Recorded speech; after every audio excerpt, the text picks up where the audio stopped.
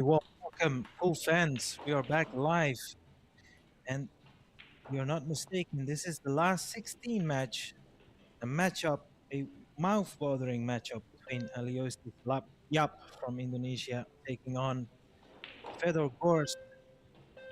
This is a match that would race any final anywhere, and well, it's come down into the last 16. This matchup, and calling the shots alongside myself is Gethin Davis. Gethin, what a match we have in store. Yeah, absolutely. Two monsters of the game. But let me just say, these gentlemen have already met in this tournament. Aloysius Yapp put Fedor into the losers bracket in the winners qualification round, beating Fedor 8-5. So maybe Fedor's looking for a little bit of revenge here. Who knows? We'll wait to see. But yes, absolutely mouth-watering. The only other thing to add, Aya, Aloysius, unbeaten so far in this Men's World 8-Ball Championship. So, be interesting to see who gets their break working first. It's winner breaks format, race to 10.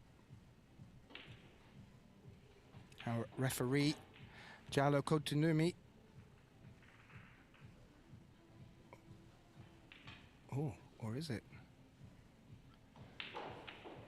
So Aloysius winning the lag. Aya, he will get us off to break. Hold on tight. Yeah, Aloysius Yapp is leading the head-to-head 7-3 up, which is quite a stat considering he's playing the world number 1.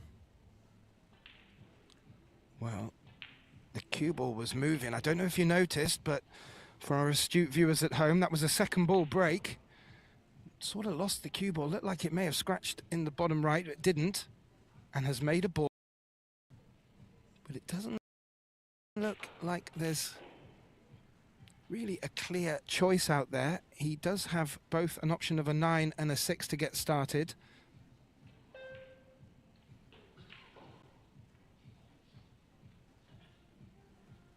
Now here's a stat for you, Gethin.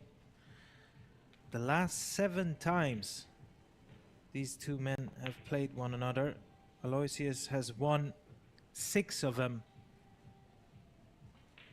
Wow.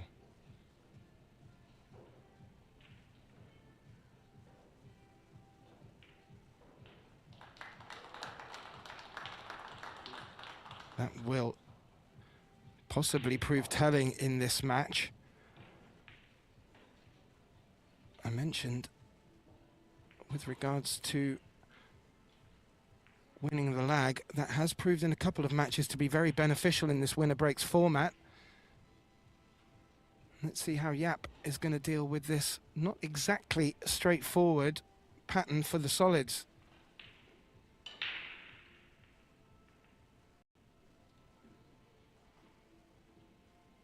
If the 5 passes the 8, it'll be a little bit easier.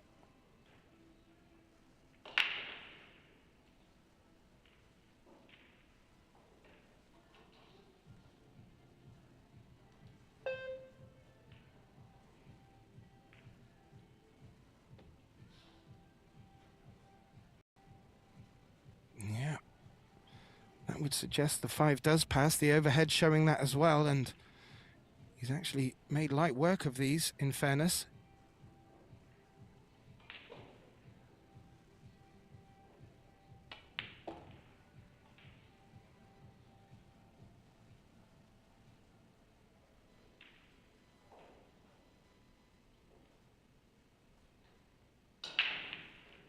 Well, Aloysius Yapp, pretty much the man in form who's taking on what most people would consider the best player in the world right now, Fedor Gorst.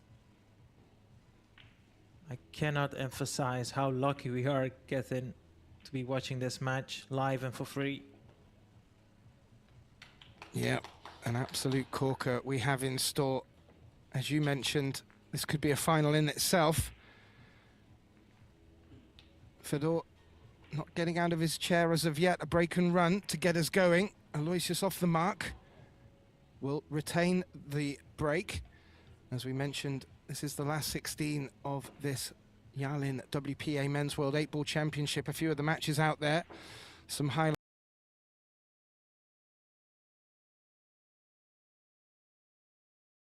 We have 3 other stream tables for you. Coming up on table 1 after the completion of the women's match there, Wukan Ling taking on Skylar Woodward. On table 3, we have Misko Fortunski taking on Albin Ushan, another monster match. And to top that one off on our stream tables, Jason Shaw versus Cledio Kachi.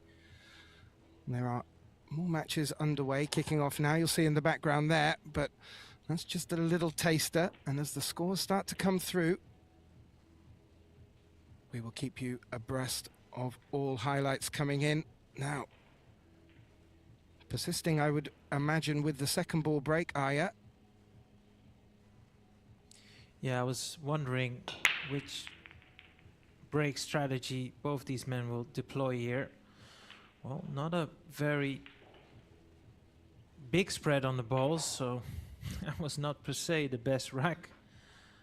And have a look at this. Now, it feels like the only sensible attacking option he's got is the 7 ball here, so he could use that angle on the 7 to go straight into the 4 and the 10 there. Now, if he doesn't tie up the 4 after making contact with it, presuming he does make contact with it, this could be a very good chance actually for Fedor to clean out here the solids. We're with you. There's a lot of them out there. But yeah, if he is forced to take solids here, Aya, that will be his best opportunity to get that 4 out earlier rather than later.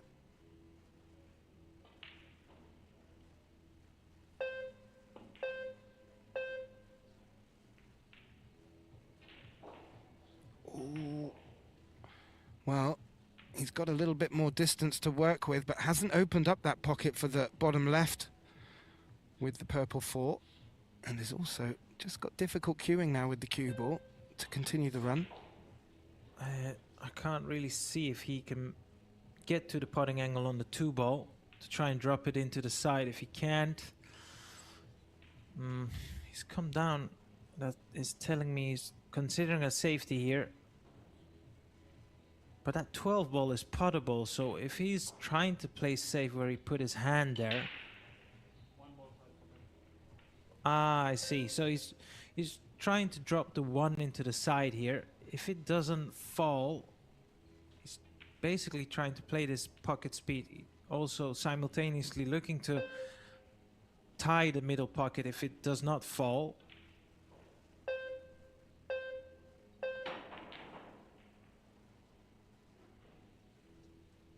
Yeah, but he's not tied the middle pocket there. Aloysius can definitely drop this 12 ball in. Be interesting to see whether he can avoid running into the 8 ball here or not. Looks like he just might go around it. That would make a big difference, Gethin, if he can avoid running into the 8 or not. Well, he's actually looking at the 11 here, taking the more aggressive shot. Maybe he feels like if he can putt the 11, he can nudge the 15 out. Much more aggressive shot. Oh, it looks like he'd have to catch it very thin. Well, he's actually called the 12 side, how the referee called that. So he's going to drop this one in, looking to avoid running into the 8.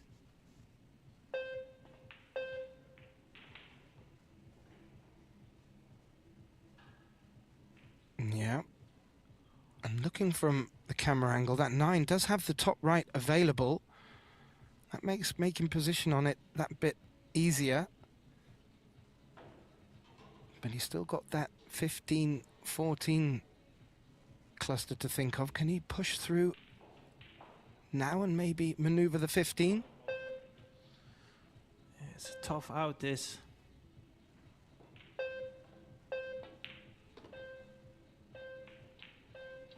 Played position on the 10.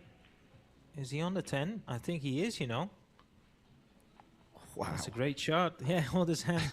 It was a bit fortunate. That cue ball could have dropped, but he did play position on the 10. Just He was a didn't bit surprised envision himself, I think. Yeah, just didn't envision the cue ball to land where it has, but he'll take it. Now needs to leave himself an angle on the 11 to try and disturb the 15.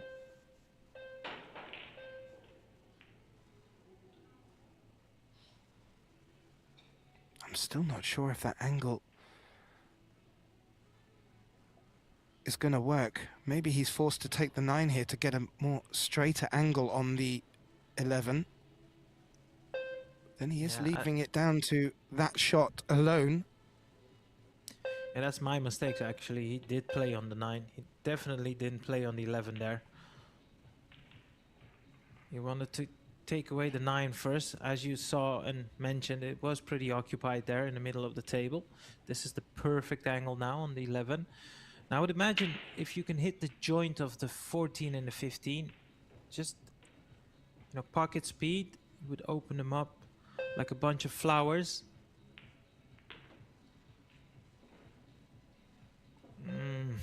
It's not completely gone to plan.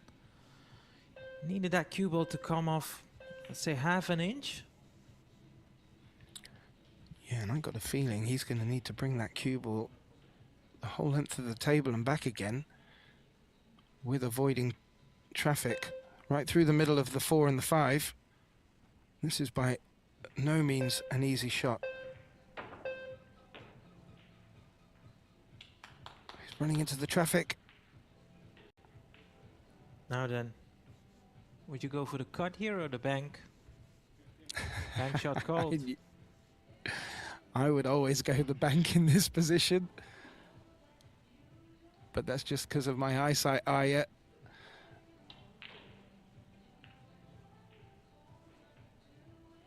Going for the long straight bank here.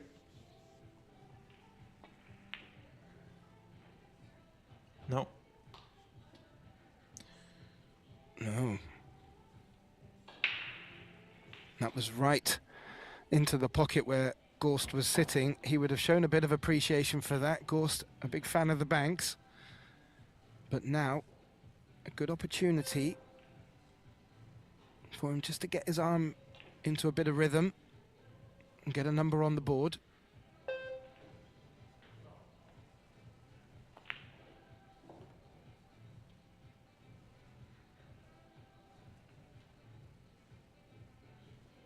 Now, we were talking in our Sabert's women's 10-ball open match before this, and Kelly Fisher was employing, you'd have to say, a slightly defensive break. Would you also suggest that second ball breaking is more defensive than offensive?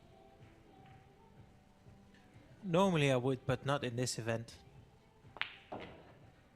These players are breaking second ball for a reason, because they can't rely on the racks given. And no, and once again, this is not a knock on the match officials. They can't even study the rack.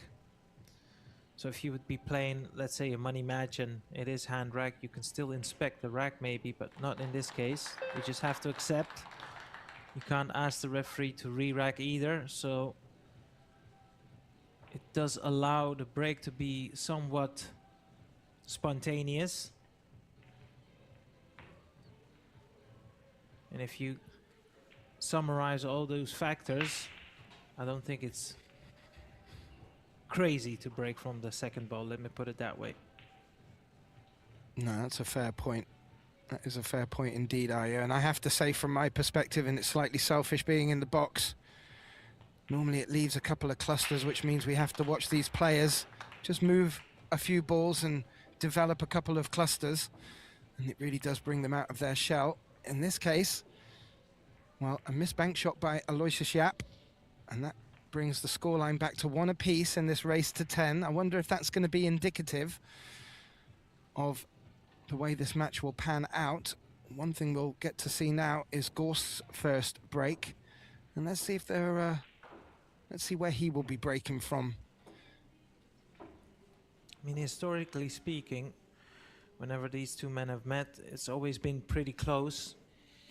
13-11, Aloysius Yapp, Battle of the Bull, 9-ball. That was in 2023. 10-8, Aloysius Yapp, International Open, 10-ball division. 10-8, International Open, 9-ball division.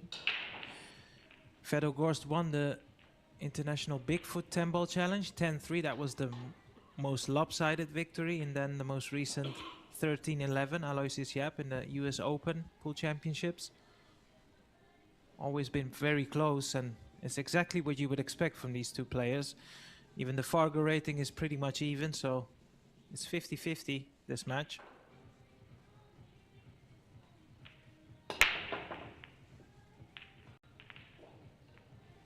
Right down the center with full venom, and that may be why a few of the players have been turning it down, that position for the break shot, because again, good spread, nothing dropping.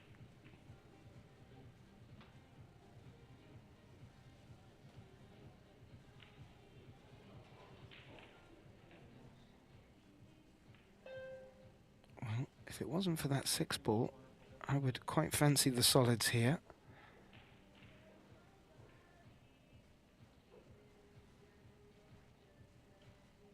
The 11 does pass the 6 into the side pocket, so options.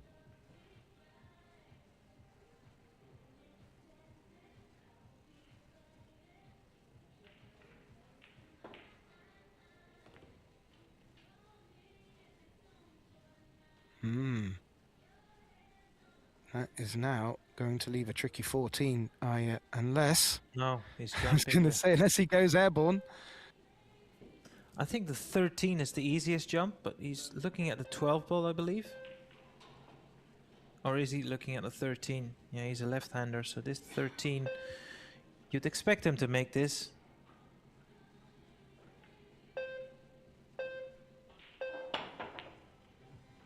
Ooh. Have a look at the cue ball. I want to see where the cue ball is. Oh no. Fedor has to jump as well now. That 4-1 combination, I would imagine. Yeah, it looks pretty good. He may have an opportunity, if he plays it well enough, to develop the 6 in the same shot, and that could really open up this rack.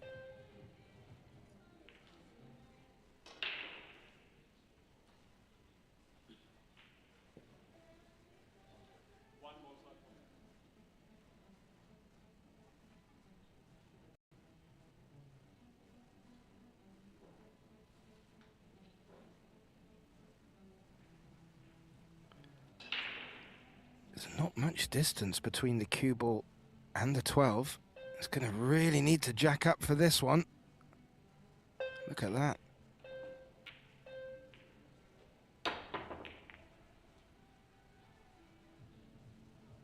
Ooh. I do wonder, what has he left? Can Aloysius see enough of the 10 ball to putt it? If not, he may be forced into a thin cut on this 11.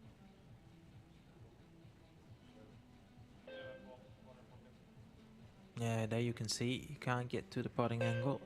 Forced into taking the shot, and if that 3 ball wasn't there, I'd fancy him to run out here. But that 3 ball is massive in his way, which makes the positional side of the shot even harder now. And let's not forget, this 11 is no gimme by any means. No, if he is to avoid the 3, he should be running up towards the 9, maybe even between the 9-5. Good line, did contact the 3. Well, I'll tell you what, Gethin, he will take that any day of the week. Yeah, he even has options. Opened up both the 9 and the 10 for him here.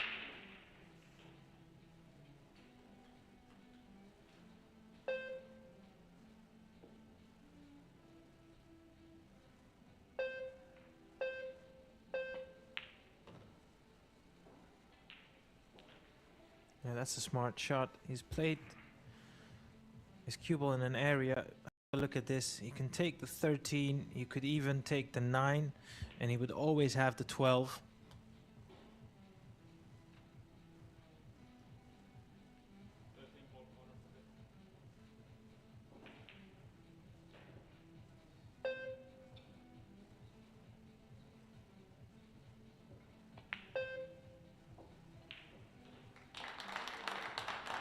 Yeah. Played that well as well. I'm And just Aloysius he's looking good amongst the balls, Aya. He always looks good at the table.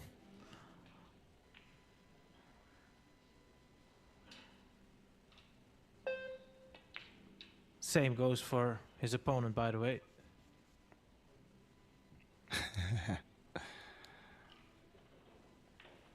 There in the background is yeah, Gerson Martinez. He is the Alex Higgins of pool billiards. That is a great analogy.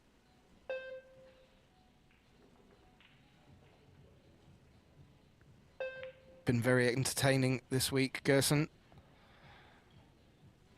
Now, just for position on the 8, seems quite natural just to run off the short rail up towards it. Yeah, this is exactly what I was expecting for these two players. This was not per se the easiest out, but it just felt like as soon as he made that 11 and landed on, well, numerous balls, you'd fancy him to take it out, and that's exactly what he's done. He's done that nicely, Arya. And just to bring you the matches going on the other tables in this last 16 matchup in the WPA World 8-Ball Championships, we've got Stefan Kasper. He's taken a 1-0 lead over Victor Zielinski.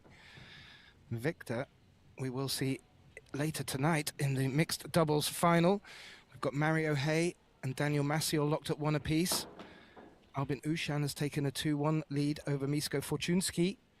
Claudio Cacci off to a great start, 2-0 the lead over Jason Shaw. And Skylar Woodward, Wu Kinlin yet to kick off. And the last remaining match, Francisco Sanchez Ruiz is 2 up on Demetrius Lukatos. And oh, I did forget one match, excuse me, ladies and gentlemen, yet to kick off. Carlo Biado is taking on the Dutchman Marco Teutje. So Aloysius, he looks like he's swapping sides for this break. Aya? Yeah, I think you're going to see a lot of mixing it up on the break for both these players. As you can see, whenever they get a chance, more often than not, they will run the rack. So it's all about getting a ball break. And that was one. one. Down. That 3 ball is just run into the 14, which is now added another dilemma on the table.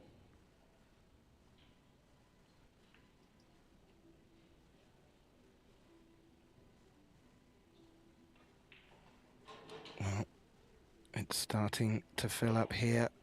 11:30 before the noon in St. Louis, Missouri. And there are some big matches coming up. The crowd's getting here to watch. I'm sure they're very much looking forward to the Poison Mixed Doubles event coming up later. But what a match they're greeted to here.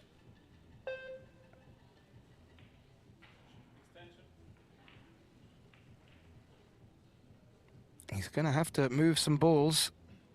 Is Aloysius here, Arya? Combination?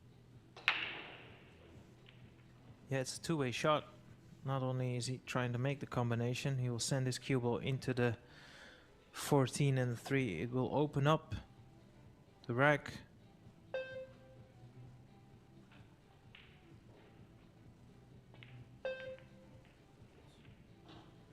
Oh, that's unlucky. That is very unlucky. He got the contact, just didn't get the result.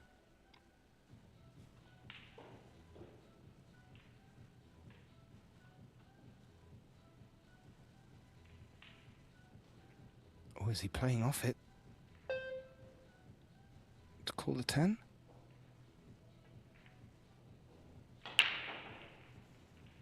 Oh, I think he was.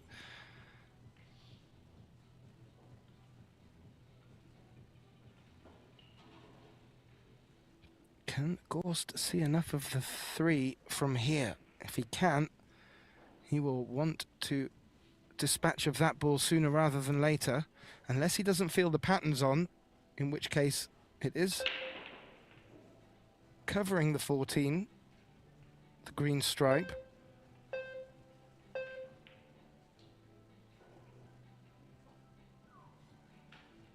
Oh, I think he's getting a clap, but that... No, that's a hook. Red That's definitely a hook. You can use the side rail, you know, to jump over this 3 and 14, even though you'll have to play it with side as well. Rail first. Yeah, he got a bit of a bump on the 3, which just opened up a millimeter or 2, but not enough.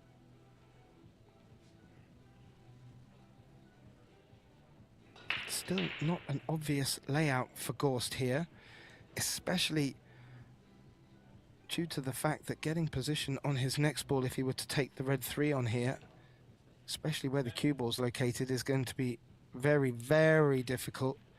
He may choose just to leave that red 3 and get a safety somewhere else on the table, Arya.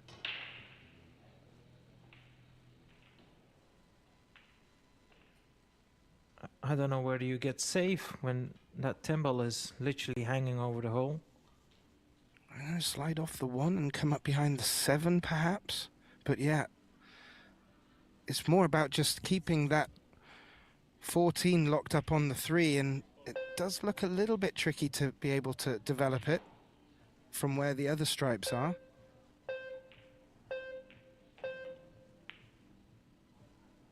Yeah, that's a good shot. Purposely caught at the 10 there. He has that 14 ball as a insurance policy there.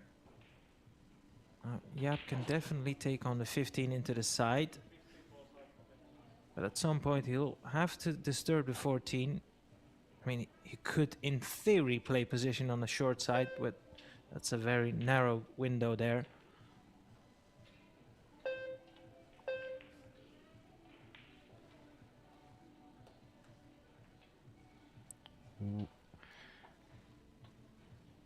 Didn't make the pot, has locked up the 7 into the side pocket, but as you can see, the 7's still available to the top left. That 1 ball is in a bit of an ugly spot, locked against the 11 as well, Arya. He can now develop the 3 ball. He would have the 2 into the side as an insurance.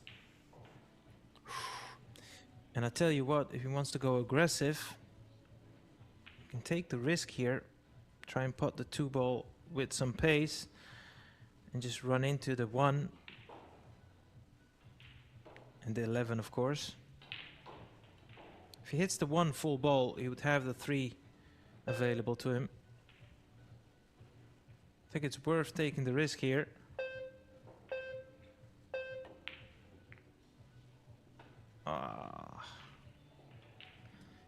And that was the shot for me, but that 2 ball, as you can see, into the sides, they're very narrow. You have to be very, very precise.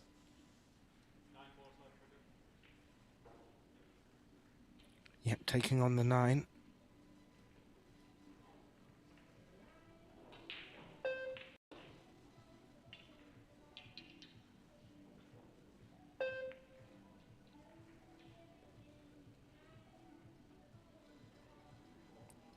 Delicately played.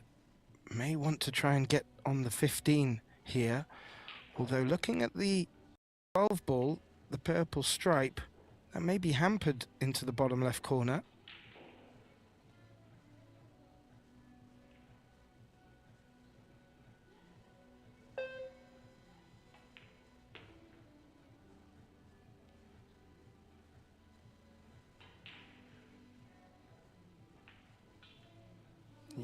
think that 3 is certainly not giving it the whole pocket, if that.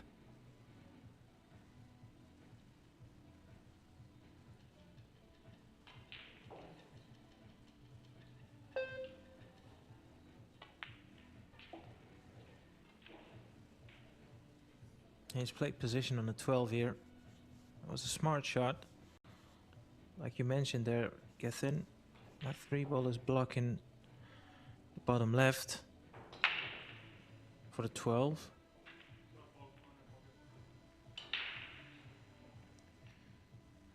The only problem is he's glued to the rail. He wants to, well, so much so he's actually going jacked up to try and stay on the left side of the table here.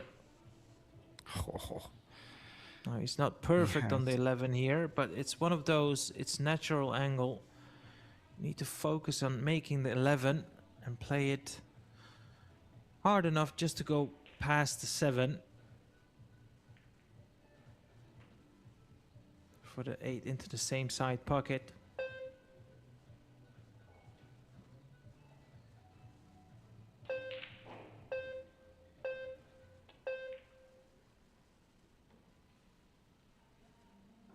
And it is hard enough to go around the 7. Perfectly played. He was listening to you, Aya, and delivered.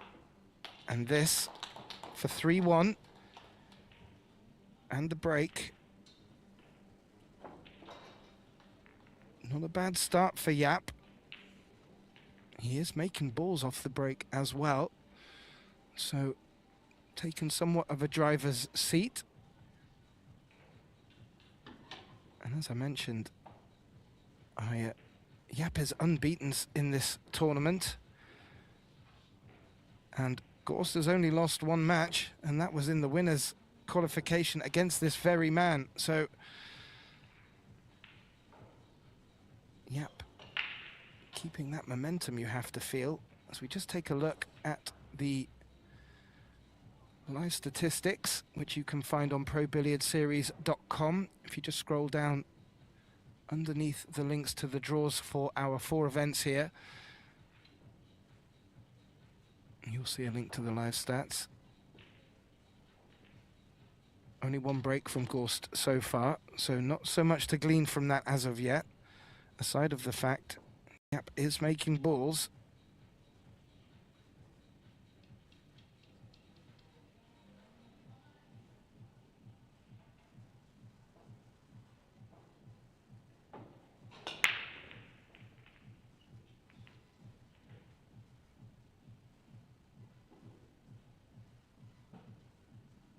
The 6 dropped. Yeah. Gorst missed it. He's out of his chair. But everything bar that 1 stripe on the left-hand side of the table, one of the results of a second ball break. So quite a few clusters. Yeah, a few clusters to deal with.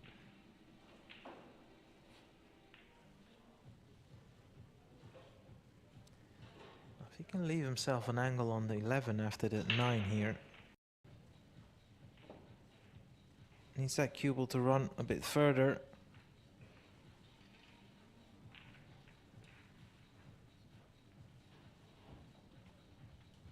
Now, I do wonder if he can send his cue ball into the 4 and the 15 there.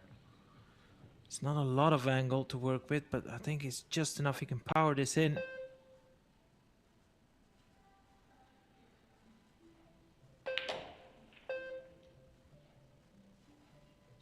How's his result? Not too great.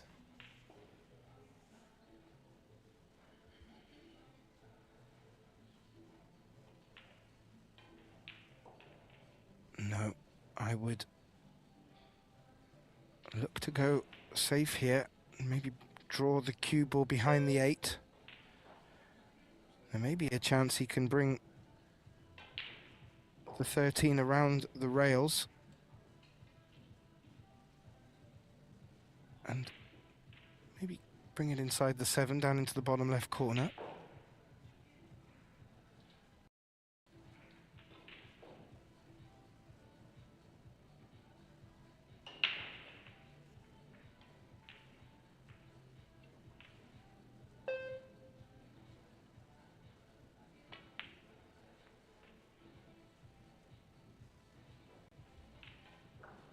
Good Yeah, shot. good cue ball.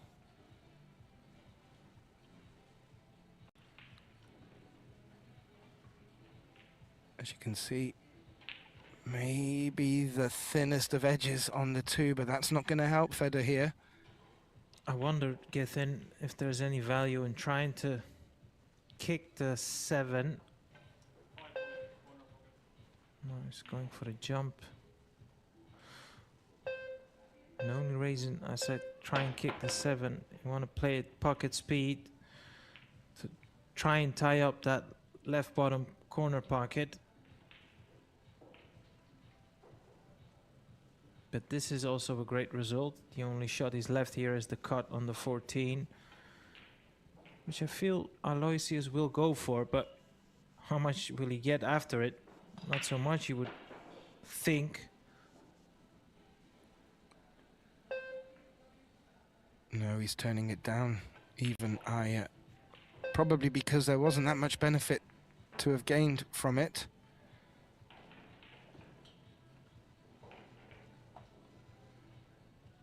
This is a fascinating tactical exchange. Yeah. He's pushed the 2 into trouble. 2 of his stripes have dressed up on the long rail. Nothing clear cut for either player as of yet.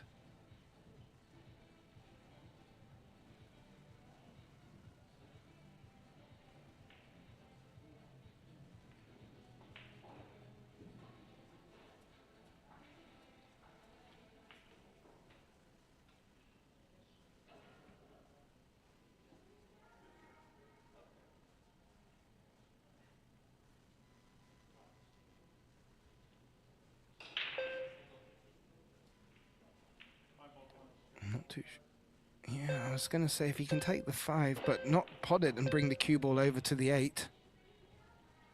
He's made it.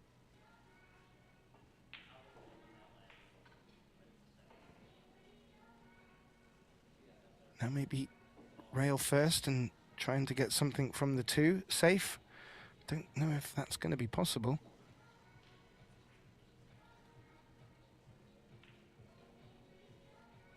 You can see the 1.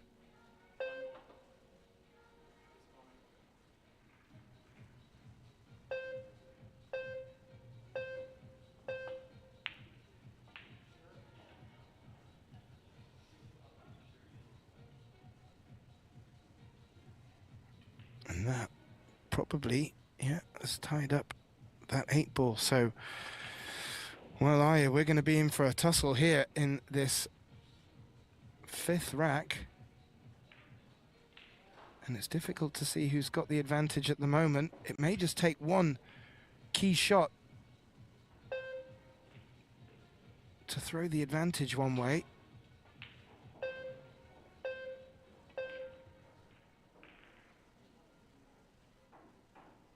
When you have 2 of the sharpest shooters in the world playing one another, these safety exchanges are at the highest level,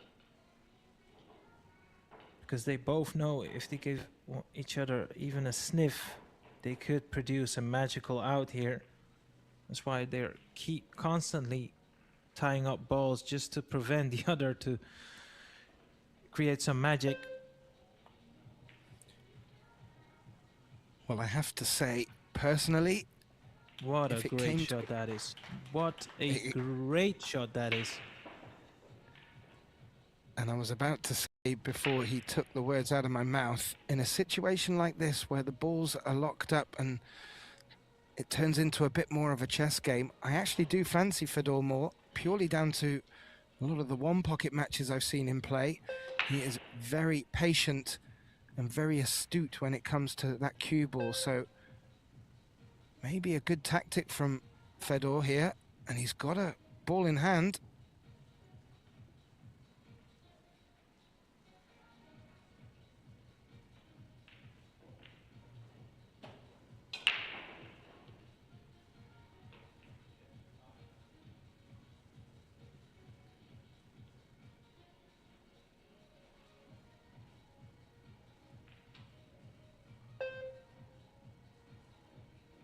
Is he looking to play the 3 off the 7 after this?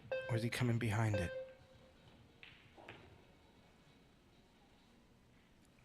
Yeah, after 7. Now, it would be even better if you can pot it after 13. Yeah, good shout. 13 after 7. And you would have the 7. Is he looking to smuggle that cue ball into position for the 1 as well? Oh, that would be a shot. He has. Now, this is one where you would expect the referee to have a close look. This is very tight. Now, if you can pot the 1, it is definitely the move. And it would be highly likely the winning shot in this rack.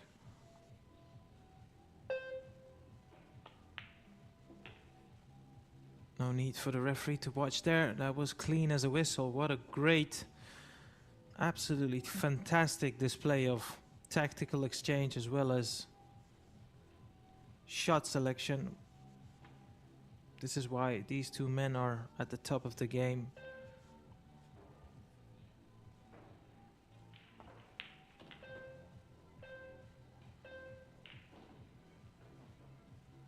Yeah, and locking that cue ball tight in that safety shot from Gorst really narrowed down and limited Yapp's options. Wasn't far away from contacting the 12 ball, but from ball in hand, Gorst has really played a beautiful pattern here.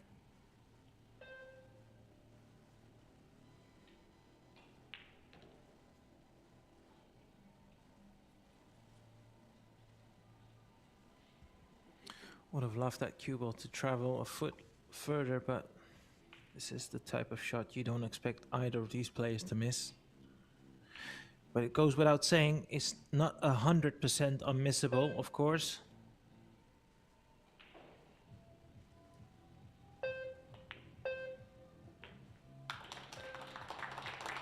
To bring the score back within 1, Fedor Gorst takes our 5th rack in this race to 10 and now trails 3 racks to 2 against Aloysius Yapp. We'll just bring you a couple of updates from our other last 16 matches that are underway. Francisco Sanchez Ruiz, 2-1 up against the Greek Demetrios Lukatos. Match between Wu and Skylar, well, that's still to kick off. Jason Short trails 2-3 to Kledio Kaci. Albin Ushan, 4-1 up on Misko Fortunsky. Mario Hay has taken the lead after trailing 1-0. He now leads 2-1 to Daniel Maciol. Carlo Biado and Marco Teucher's match is still yet to get a score on the board. And Viktor Zielinski, 4-1 up on Stefan Kasper, and both keeping his run here in the Men's World 8-Ball Championships and an opportunity to win the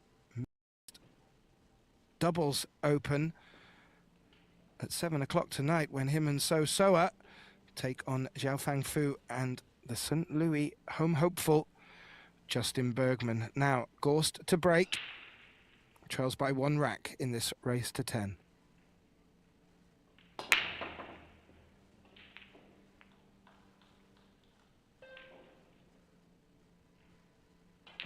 How unfortunate is that?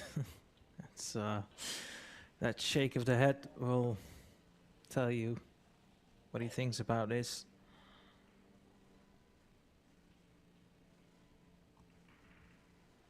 Well, if he wants to mount a charge from this position, it's going to be solids only, and that's a thin cut on either the 2 or the 1. So he may not even decide to pull the trigger as of yet. I mean, that 2 ball is a cut you see quite often in straight pool. He might be able to pick the 6 through that gap, you know. Oh, yeah, the 6 ball. Yeah, it's looking straight, actually. And he doesn't need to do a lot with the cue ball. Just hold it there for the 1 into the side. What a bonus that is. Oh, it's just dropped. What a bonus that is. That 6 ball was occupied. You can take the 1 here. Maybe even take the 5 away while you're at it, and then play position on the 4 or the 3. The next thing you know, you're halfway there.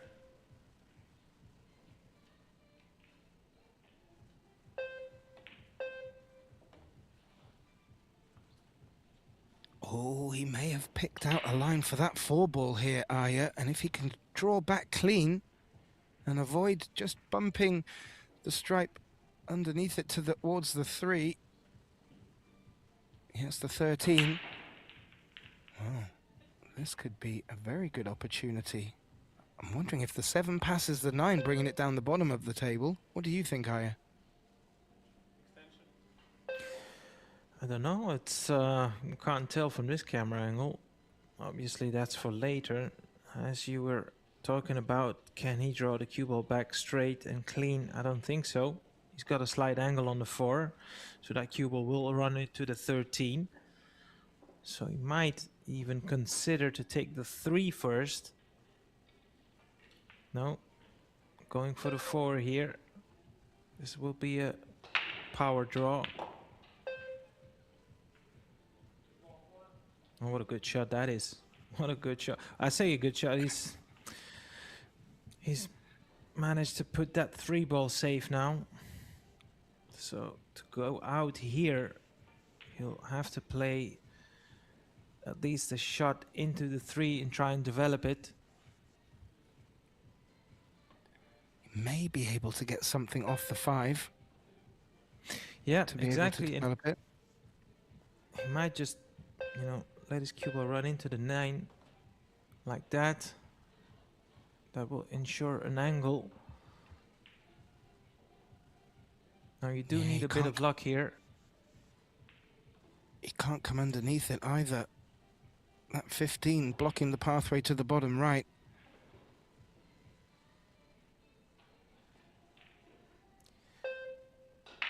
Needs a bit of luck.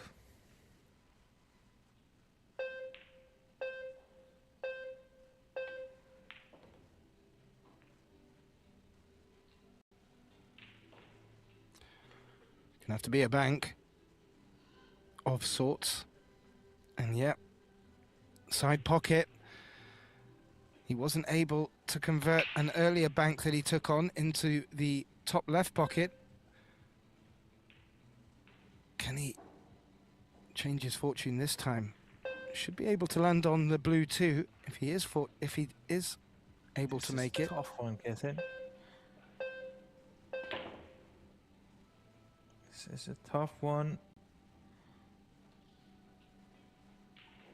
Yeah, you have felt to like straighten that the up. angle was too steep.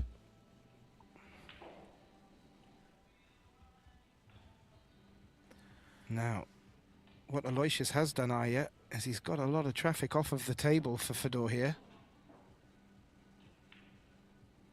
Yeah, definitely.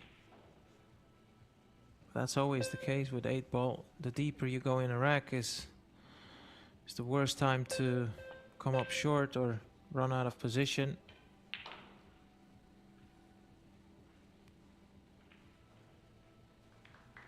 I do believe that 15 goes past the 2 ball, and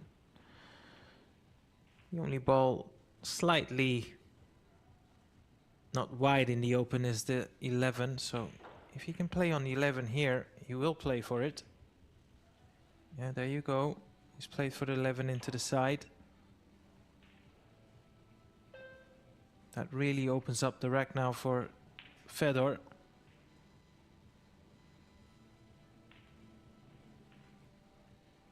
Yeah, it does. You only have to look at the 8. That's the only one really Gorst is going to need to be particular on because the obvious pocket is blocked. The 5 does pass the 2.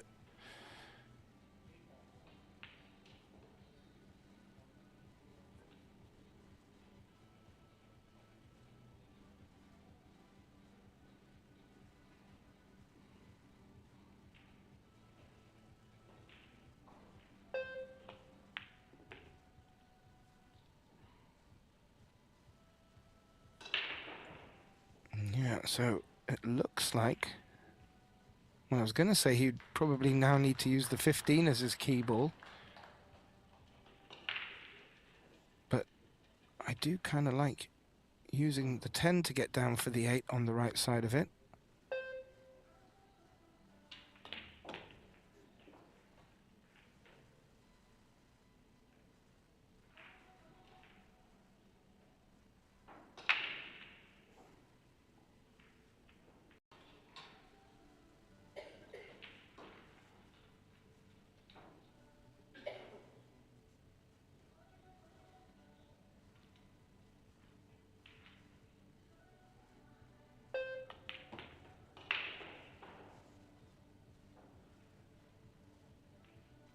Has the angle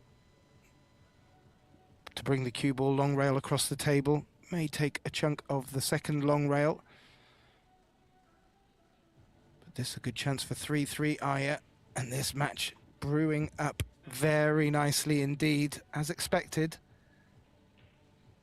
Yeah, like I said at the top of the program, this match would grace any final, and it's only the last 16, so you can imagine the quality of the player still left in the field. He's trying to send his cue ball between the middle and the third diamond.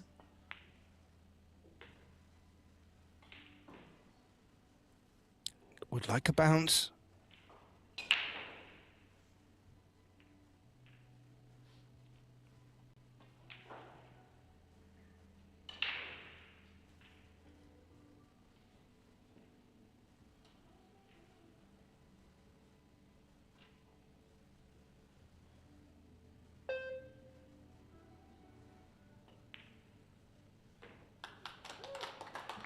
Just like that, Aya.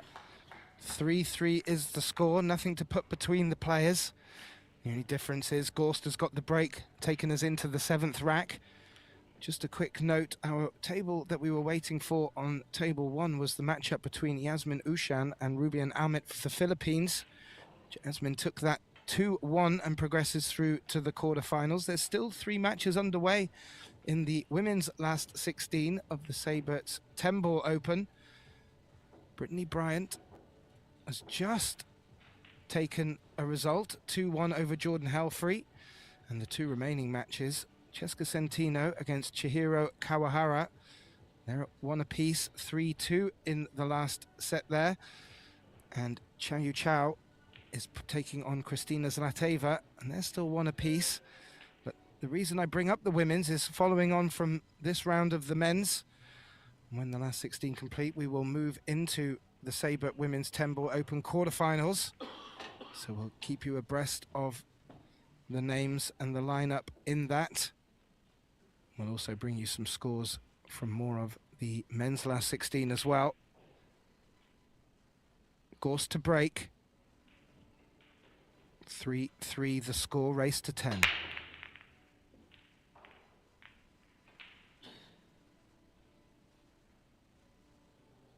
Wow.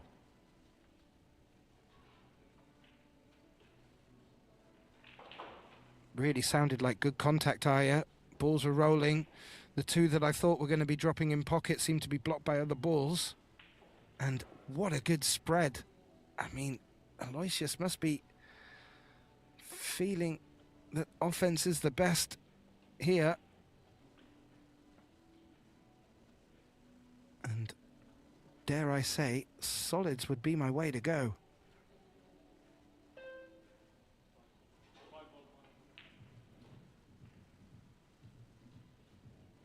Yeah.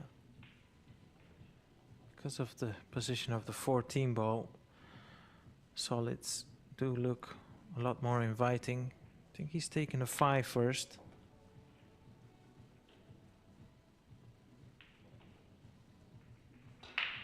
Interesting. Yeah, he was trying to avoid the 12 for the 7 into the top right. Always had the 6s back up, which helps. But once the 7 is out of there and he's cleared the traffic, it really does start to open up for him nicely here, Aya.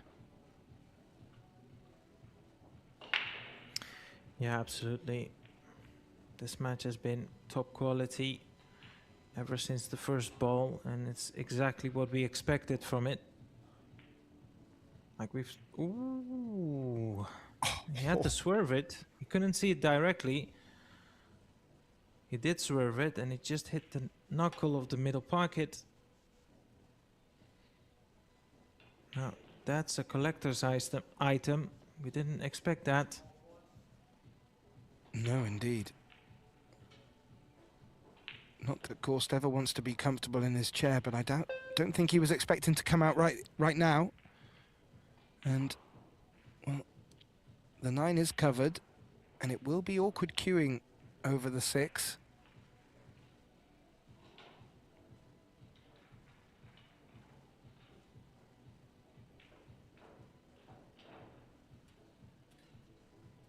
He's looking to take the 12 here. If you take the 12, it's not hampered queuing.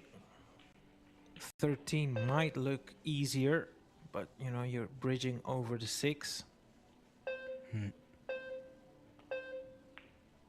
The 10 ball, my mistake. And he's played it to perfection.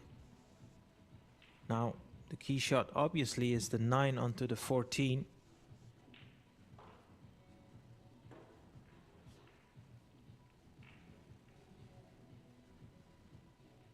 Is he going to try leaving that till the end? Oof.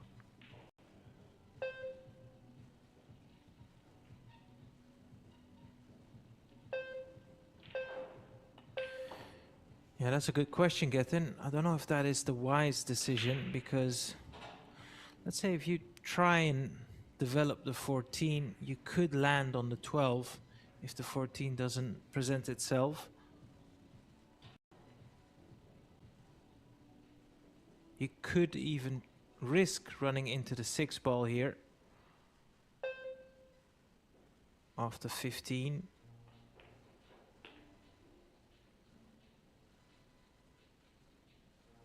So he's addressing that 9 ball, but where does the 14 go?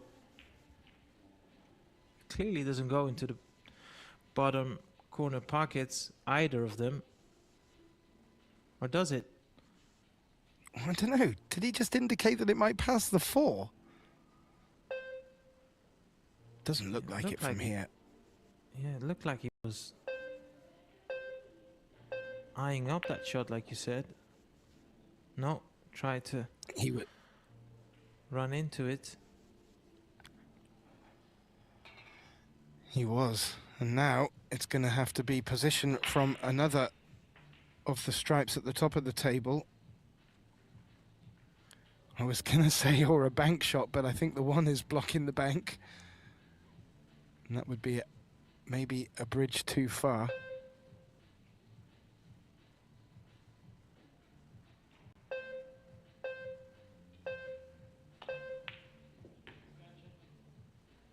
Oh, nice pot. How's his leave? That might not be too bad, you know. Yeah, I'm not so convinced, Gethin, but you know, he's got a chance here. If he can land this cue ball close to the 1, he can take the 14 into the right middle pocket, but that's a very, very risky shot and possibly his only option here. He's got the angle to send his cue ball towards the 1 or close to the 1.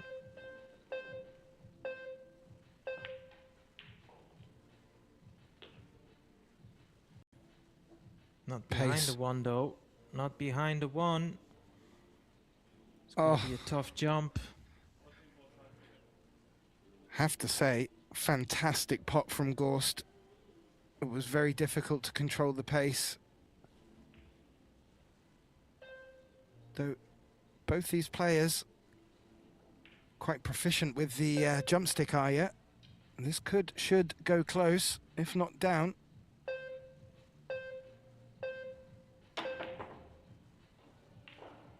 No. No. Too bad. Now, Yapp back to the table.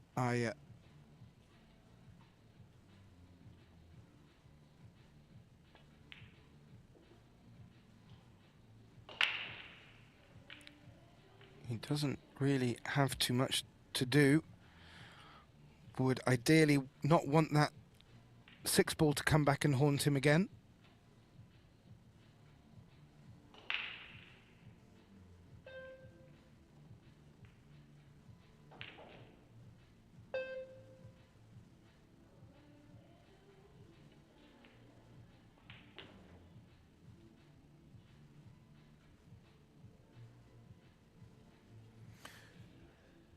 Yeah, it's hard to see this go wrong, Gethin, particularly with this man at the table.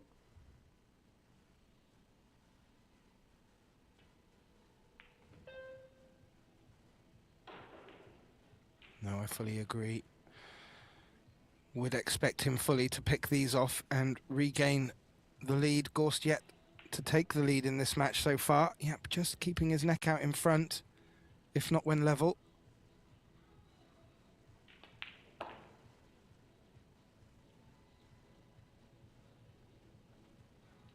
And when he takes these off, let me let you know, ladies and gentlemen, there's some nice scores out there in the last 16 of this men's WPA 8-ball World Championship.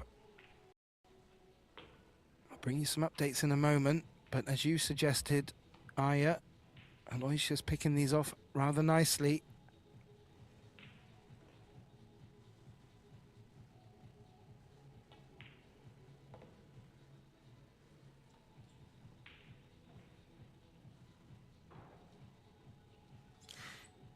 I was thinking this to myself, Gethin. Imagine you live nearby the event and you think to yourself, what's going on there? And you walk in because the tickets, you can watch this for free, as well as on YouTube as live. And you see these two men play and you think, this is an easy game. It's not. You're watching two of the best. Yeah, very well put. You know, you mentioned about these players making it look easy. I actually thought it was going to be a little bit easier when Aloysius got off to a break and run in this match, but it's not been all the way of the break, and that's what's kept this so interesting for both us in the box and our viewers. Having a quick look around the table, Francisco Sanchez-Ruiz is 4-2 up on Demetrius Dukatos. Wu Kunlin has taken a 2-1 lead over one of the home hopefuls, Skylar Woodward, the US contingency here. Jason Shaw, 5-3 up over Claudio Cacci. Albin Ushan, 6-2 up over Misko Fortunsky. And Mario Hay, Daniel Maciel, currently locked up at a 3-3. Marco Teutsch taken a quick lead over Carlo Biado, 2-1. And Victor Zielinski really looking to get in tune for his mixed doubles final this evening. 6-1 up over the very tough German Stefan Kasper. Big names out there, Aya. Big names in here on table 2.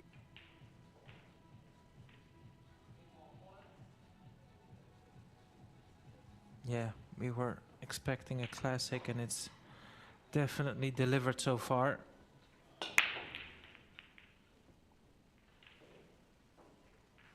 Once again, break, very, very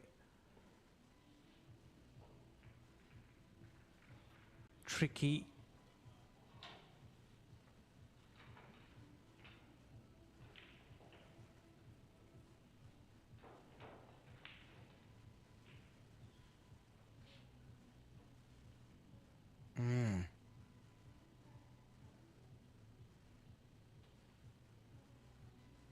Well, something's going to have to be done down there.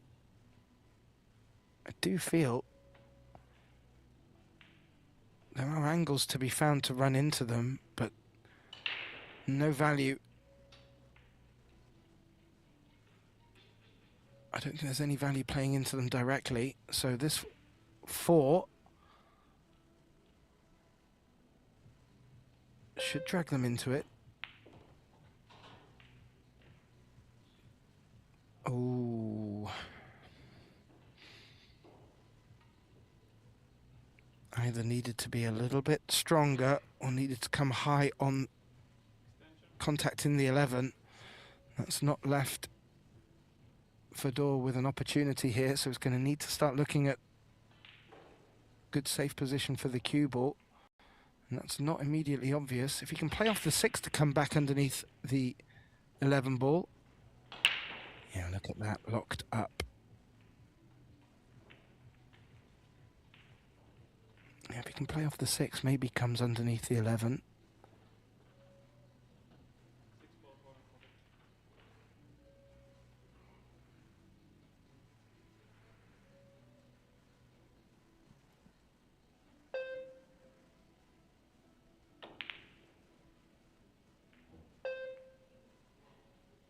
Oh, he's done that really, really well.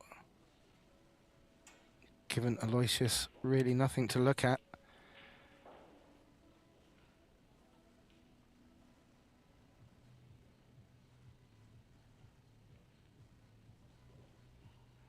Referee coming in to have a close look at this inspection.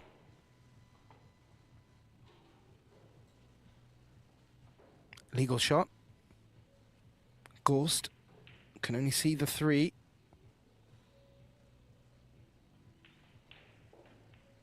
May just look to lock against the 11. It might start to work a bit more against him, though, if he is to go that route.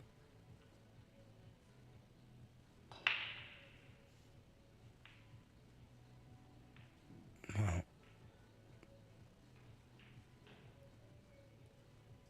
You can play an aggressive safety if he wants here. Tie his cue ball behind the 11, send the free ball into the 7 and the 1.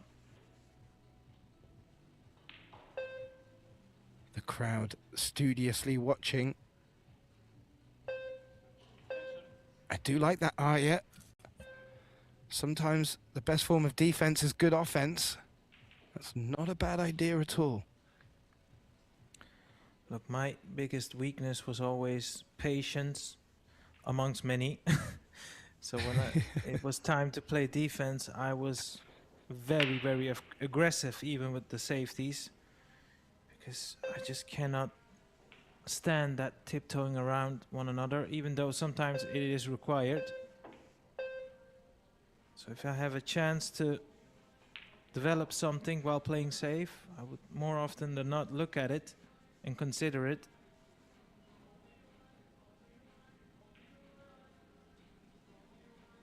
Well, there are options here for Gorst. He could just roll up onto the 7 here and just open the 7-1 just a little to free them up.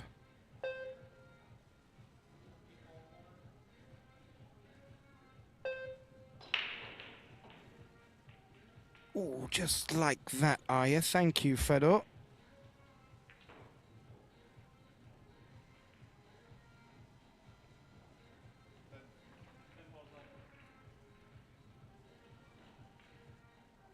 Now, did he call the 10 in the side just as backup here?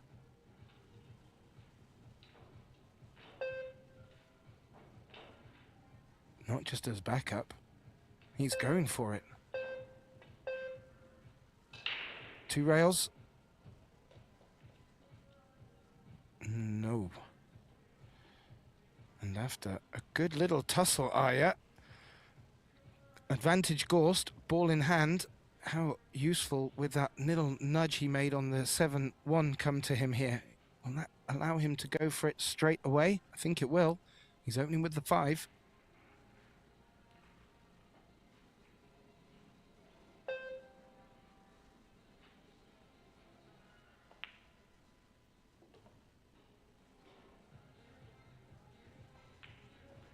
And then clearing out the red 3 here. That will open up that corner pocket for the 7-1. He does look quite straight on it, though.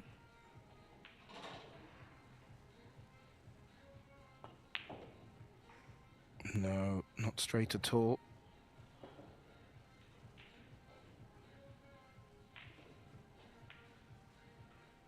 You can take the 6 if he wants right now, but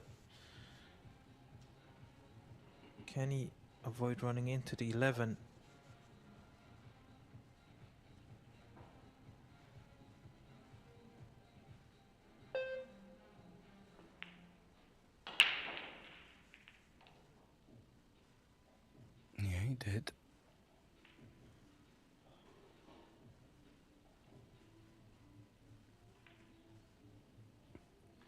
And he'll probably pick the 1 and 7 off here. And if he can get the cue ball just to the left of,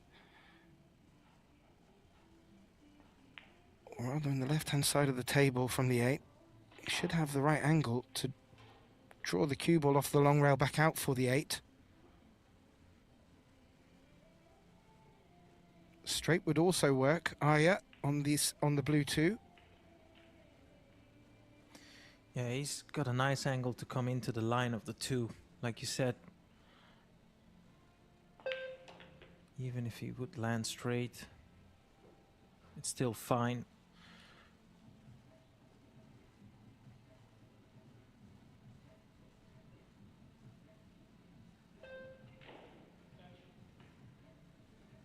You can take the 8 into the bottom left, or if he does not want to flirt with that 13, play the 8 to the side.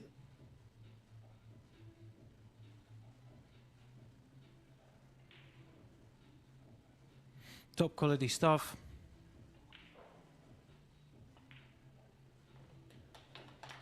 Absolutely top quality stuff indeed from both players, reflected in this tightly fought scoreline. 4 apiece between the players. Gorst with the break. We'll bring you some updates from this last 16 men's, but first just want to make comment on the Sabert Women's 10-ball Open. Just one match still underway in the last 16 there. The quarterfinals pretty much decided. We're going to have the Canadian Brittany Bryant taking on the Japanese player Chihiro Kawahara. Soa, who will be performing with Victor Zielinski in the mixed doubles final this evening. Well, she takes on Yasmin Ushan. That will be one to watch. Kelly Fisher, who was on this table just now, will be taking on Xiaofang Fu. And the winner between Che Yu Chao and Kristina Zlateva will be taking on the strong German Pia Filler. Their matches will be taking place or kicking off after this at 1:30 local time. That's an hour and a quarter from now, so set your alarms. Gorst to break, firing down the center of the table, are you?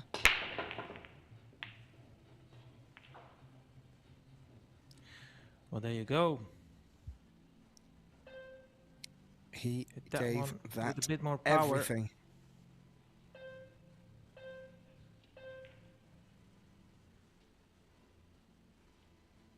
He really threw himself at that one. Aya wanted to get every little bit of energy out of his arm. It's been rewarded. And with that cluster of stripes and the 8 being available to the top left, solids could be the order of the day here. Yeah. It's mainly because of that 12 and the 11, like you said. And of course, his opening shot here on the 2 is unmissable.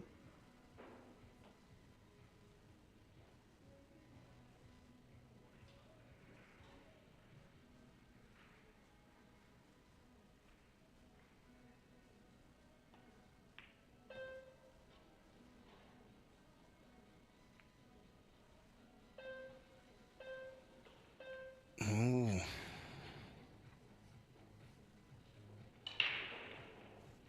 That 7 could now be a problem. Should be able to play from 5 to 7 into the side pocket, but just a little bit He's more okay, difficult. You know, Gethin. He could stun his cue ball on and off the bottom rail, play it into an area where if he doesn't land nicely on the 7, he'd always have that 5. Or off 2 rails will also work. Try to disturb it. Lovely shot. Nice. May even be left on the 7 here. He had a little look at it. One thing I heard yesterday from Derek Cox, our compere here, an introducer, he mentioned yesterday, Aya, that this is the highest rated Fargo tournament in the world at the moment. And the total prize money for the 4 events here, $600,000 awarded. 300,000 just in the pot for this men's World 8-Ball Championship. So these players are fighting for a pretty penny as well as the prestige. Of which 90,000 that will go to the winner of the World 8-ball champion men's.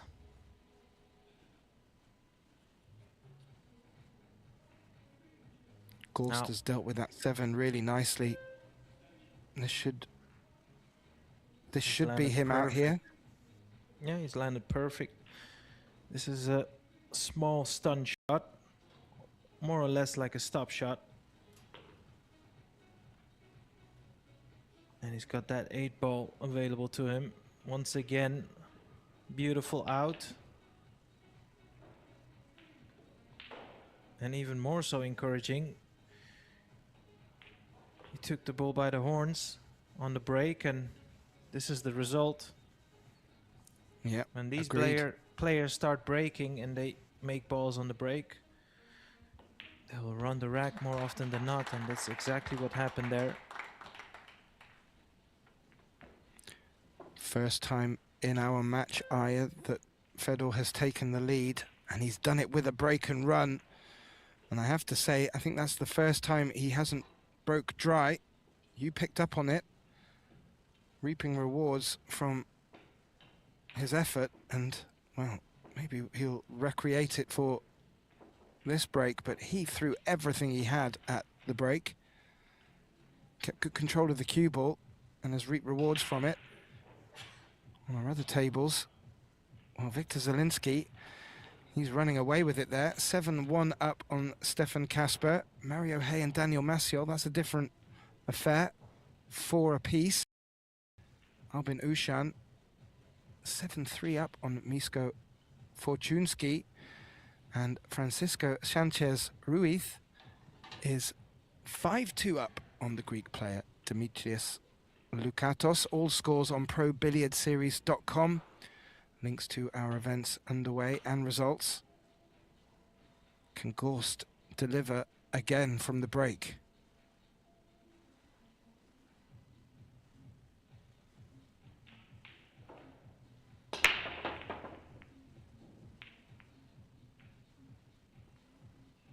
Oh, wow. How unfortunate was that? But wow, it's not a sitter, this. Have a look at that cluster of 3 balls on the side rail. Yeah, the 2 sandwiched between the 9 and 10. There are balls around it to develop. I'm just having a look to see if there's anything obvious. Yeah, that 14 as well is in a spot of bother. Is there an opener if he wants to go solids? I don't think he's got a pathway through to the red 3. That would be a good opener if he went that way. Otherwise, there certainly are options on the stripes. I mean, if he wants to play solids, he can take the 3 ball here. Yeah, it's called he can see it. Yeah.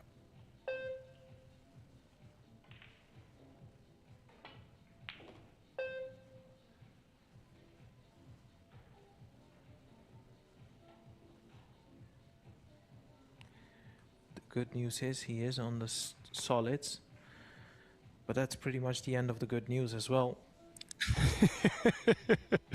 Well, he's got, if he can finish straight on the 5, he can float through to the 1, but that ain't going to solve the problem with the blue 2, and it's not in a bankable position, so if anything, he's going to have to look to develop it from that 5, which is going to make the 1 ball a little bit lonely. That's what he's thinking about here. I really can't see another ball that he can play into that 2 from. Maybe this 4 would have been it.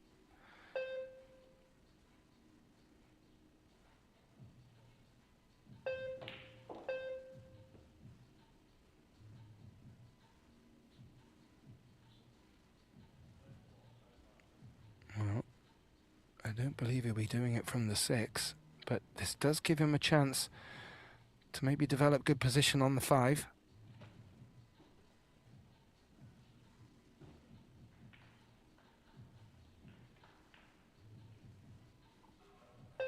In a weird way, this is quite risky. I don't feel like he's got many other options, but the more balls he takes off the table, the more likely a potential counter clearance will become for Fedor if he fails to disturb the 2 ball.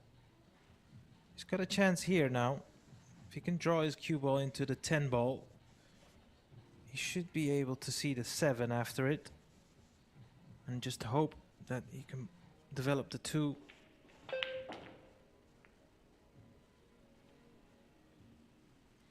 I'll tell you what, he has developed the 2. It does putt into the bottom left now, but how do you land on the 2?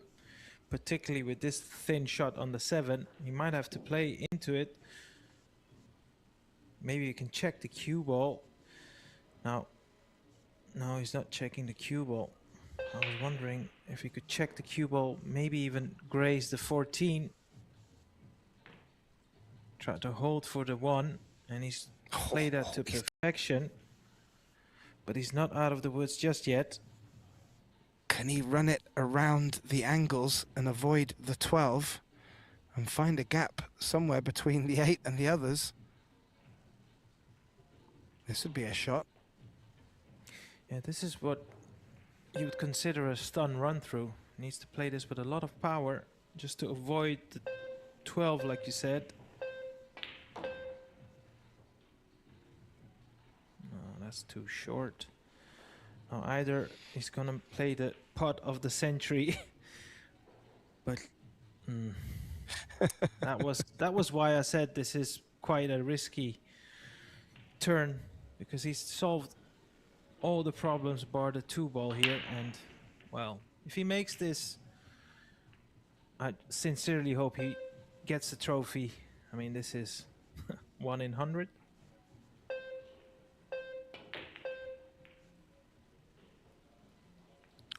Wasn't far away.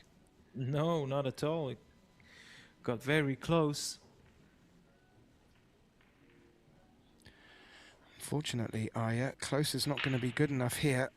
The spread of the balls, oh, maybe the 2 just covering the 14 will give Gorst a little bit of an extra headache. But right now, looking at that table, this looks like Gorst's for the taking.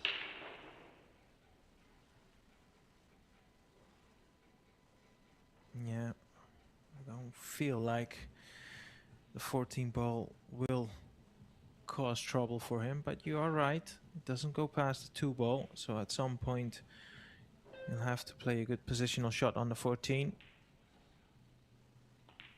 It does go into the bottom right, but you might have to get rid of the 12 first.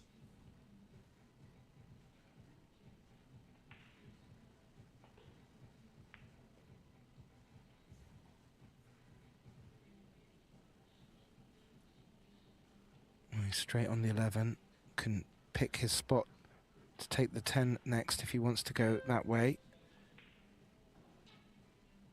May feel his 11-10 are best suited for the end of the pattern, but where the cue ball is right now, I would want to pick them 2 off first.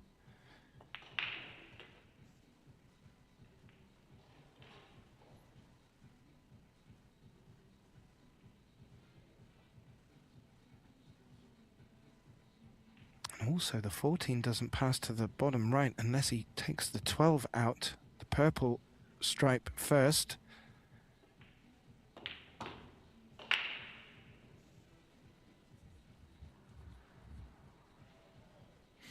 Now well, he can try and play a 2-way position here after 15. For the 14 into the side, if he doesn't land nice on it, he'll have the 12.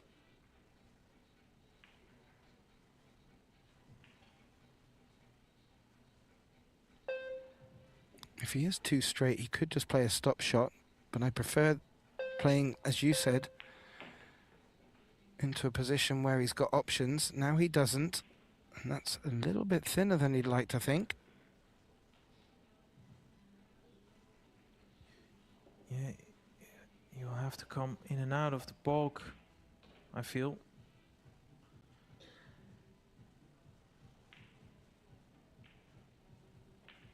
Send the cue word towards the top rail, past the middle pocket towards the first diamond below the middle pocket would be ideal. Doesn't want to hit the 14. It'll have to be a bank shot now.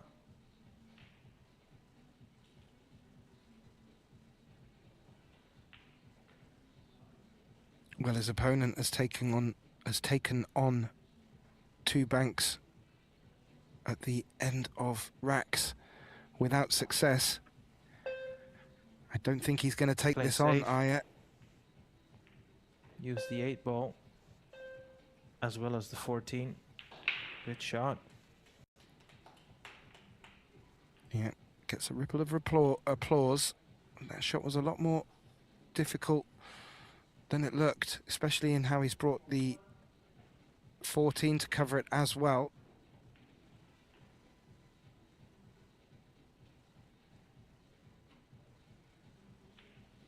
Is he going to want to play this gently? He has.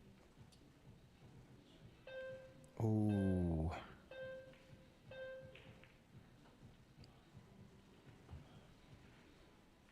That has left it available to the side pocket Aya, and this could be Gorst taking a 2-rack lead.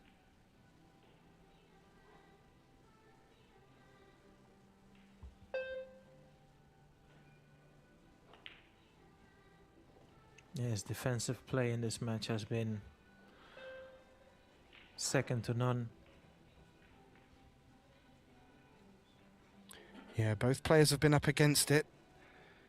Gorst has had to be patient, in all fairness, Aya.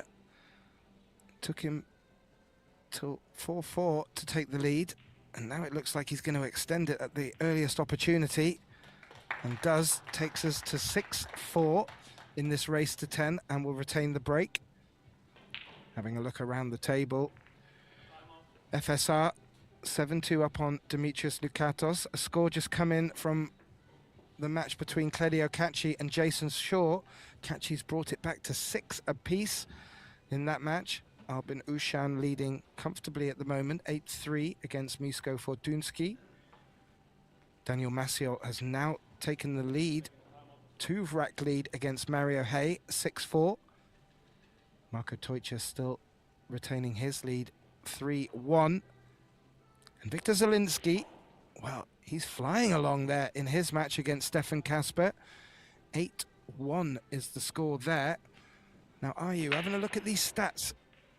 What are you gleaning from them?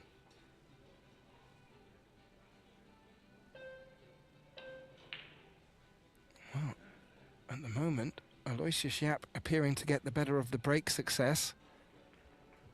I believe Gorst has only had 1 successful break. Difference between the two. Aloysius has been persisting with the second ball break. Gorst is going down the channel with as much power as possible. Another interesting statistic in the offense, both balls pocketed and balls pocketed per inning, bit like for like. And yes, Gorst just getting the best of the fouls drawn. I just noticed Yapp has taken a small break, so myself, Aya Sarabi, will just take a short break with the players, and we'll be back with you very shortly for the culmination of this race to 10 and for a place in the quarterfinals. Don't go anywhere.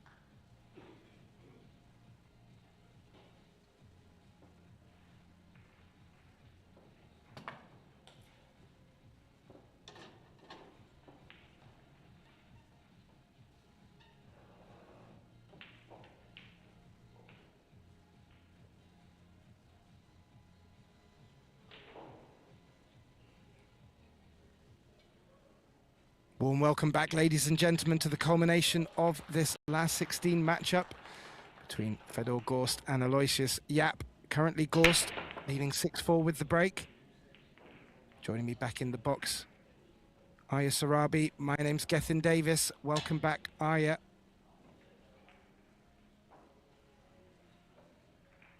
And straight in with another dry break. Both players struggling somewhat. And Aloysius wanting to start with stripes, I feel. And nothing obvious for him there.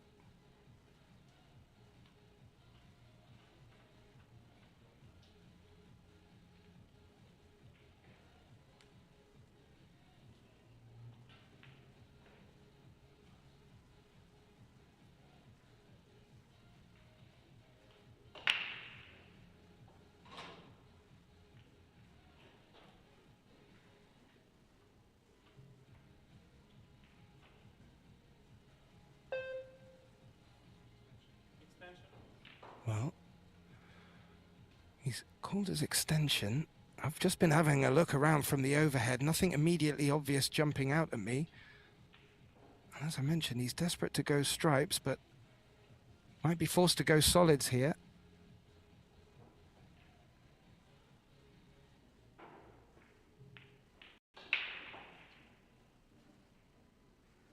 And hasn't made the solid he was forced to take on. Gorst back to the table. And now has a good look at the stripes. If he wants to take them on, the 9 is hampered into the bottom left. Gorst straight away looking at what sort of shape he would need to take it into the bottom right corner or the top right as we're looking at the overhead. If he wants to play the stripes, he can take the 14 into the side and play position on the 9 ball, as you mentioned there.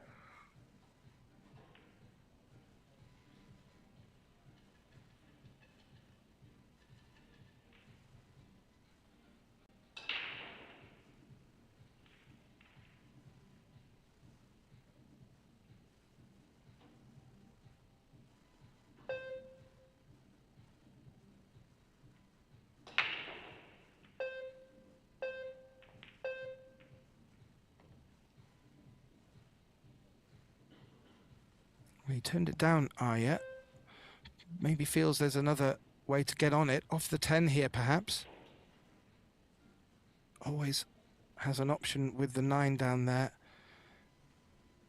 If he isn't able to get much out of the pot on the 9. But first he's got to get onto it.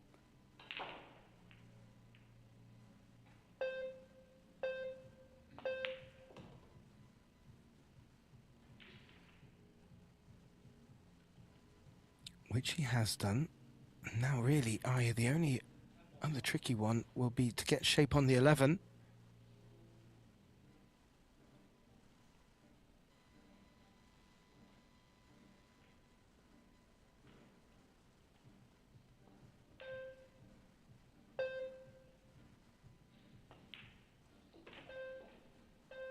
He's trying to land on the left side of the 2. Bit short on that one, so take the combination and use the 15 to play position on the 11. You can even leave the 11 for the last ball because of the position of the 8 ball there.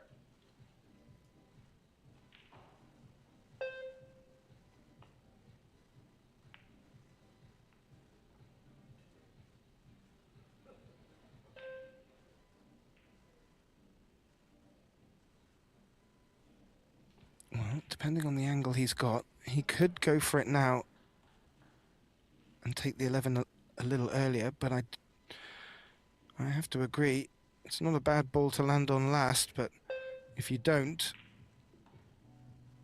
it could be critical. How about that?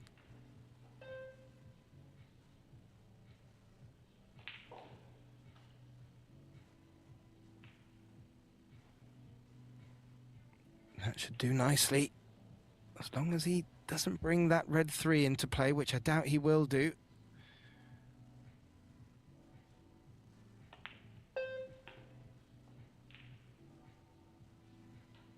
This looks like 7-4, and this will be the last three going to Gorst in a row.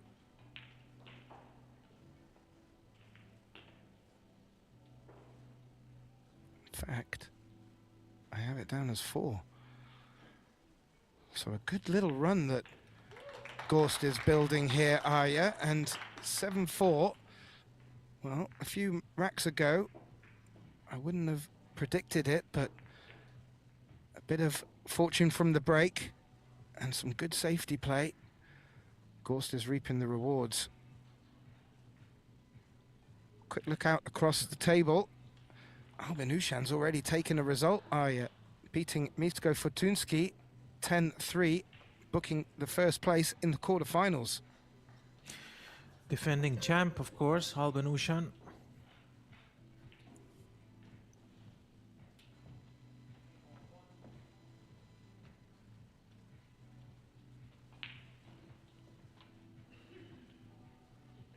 Starting to build up nicely in the crowd.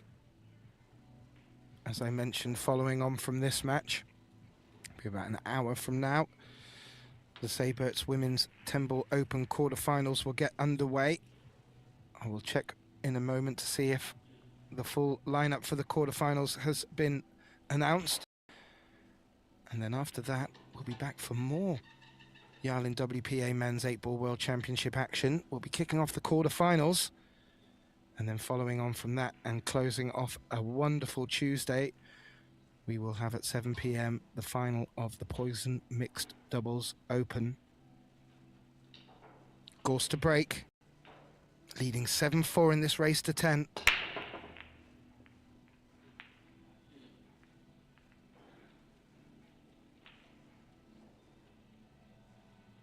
Ooh. Seen this a few times today. Arya, dry breaks and a bit of trouble on the table. Yeah, I think the stripes is the way forward here. Could take the 15 right here and build his way towards up table where you can disturb the 13.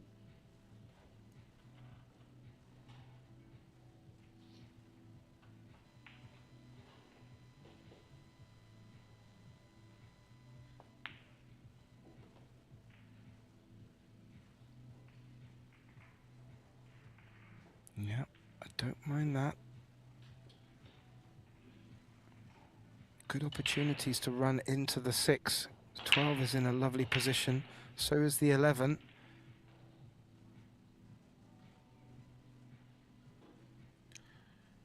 And you can leave that 14 as the last ball to play position on the 8 ball. He's a bit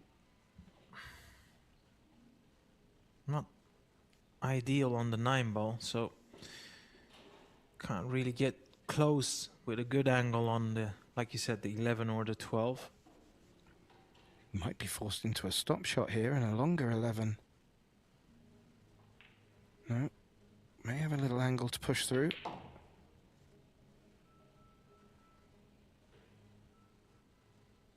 I did like your shout, Arya.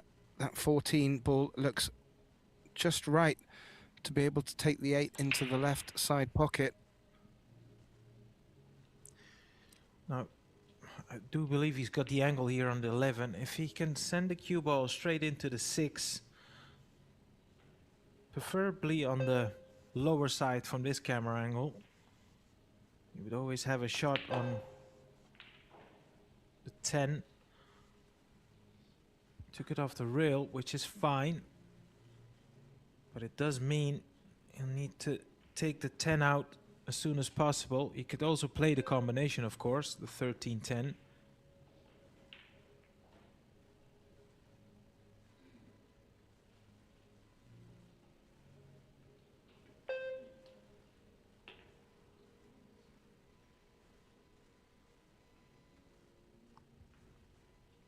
Well, that may force his hand here, Arya.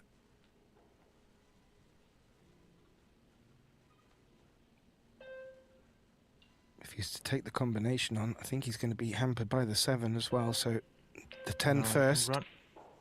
run through the angles here.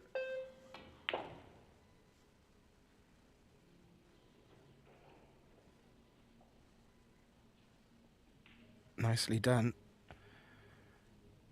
Doesn't need to finish straight on the green stripe 14 here.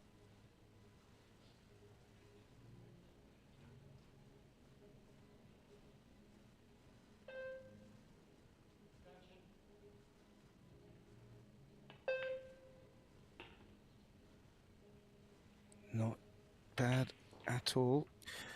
No, this is a timely response. In the previous track, he missed a shot to the side, which was rather unexpected because the level of play in this match has been so high. So every little mistake is magnified, of course.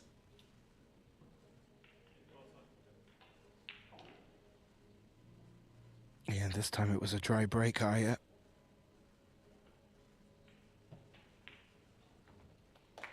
And that 8-ball, just to slow Fedor Gorst down, who was running away with it a little bit here after the break. Scoreline now back to 7-5. Break will return to Aloysius Yapp. Race to 10. And just bringing you a couple of other results already coming in. I mentioned about how well Viktor Zielinski was playing against Stefan Kasper. He has completed that with a 10-1 win. Books his place in the quarterfinal. And Wu Kan Lin currently 6-2 up on Skylar Woodward. Skylar needing to dig deep there. Jason Shaw leading 8-7 against Claudio Cacci. And Mario Hay now trailing 4-7 to Daniel Maciel. And another big one, and a big player who's been delivering so far, Carlo Biado, finds himself 4-2 down to the Dutchman Marco Teutscher. So Yapp has been getting mixed successes with the break. And look at where he's breaking from this time. Right down the channel, Yapp. Yeah, he's seen that break pay dividends for Fedor. It's now his turn to give it a crack. Oh no.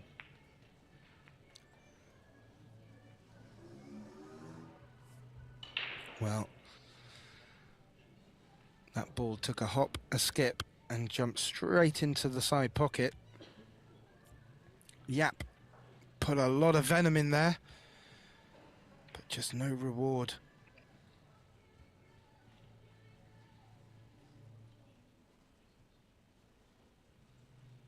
Well, he's got to play forward here.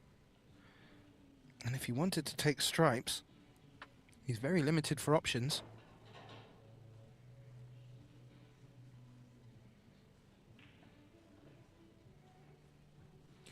Yeah, either of the options would work.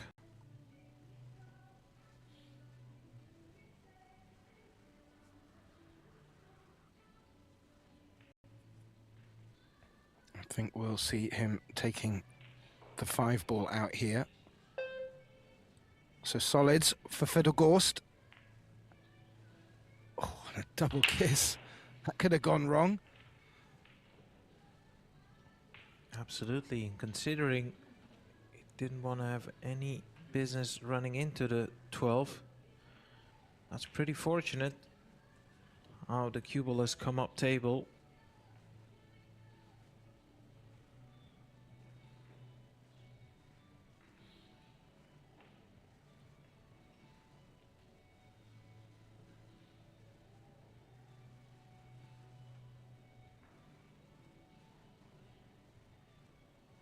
Might have to run his cue ball into the 8 here.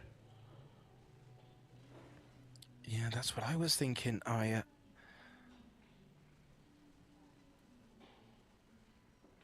I'm just looking at that 3-1 cluster. I don't think the 1 goes to the top left. And that's what he did. Slowed the cue ball down with the 8. Good spot. 2 balls, you know, the 1 and the 3 both go into the right middle pocket. Now, he's not got the angle here on the 7, but he can create the angle on the 7 off the the 4 here.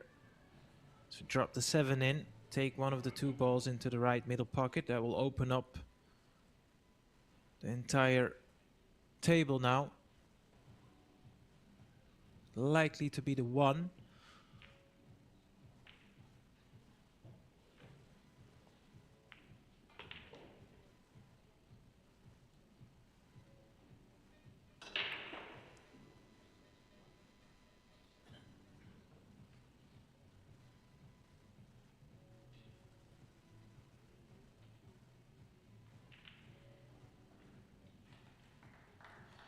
Because he's not dead straight here on the 1, he might even play a stun shot here. Yeah, that's keeping his options open. Well, what a way to jump on Yapp's scratch off the break. He'd moved the cue ball to the center rather than the second ball break. That hasn't really been delivering,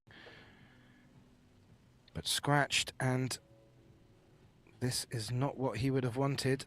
Gorst now regaining that 3-rack advantage. This 6 and 8 needed.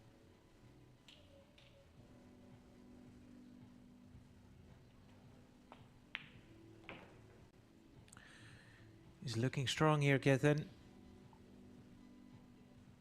Yeah, and if he's just timed it right to get his break working, he's going to ask some very difficult questions of Aloysius Yapp.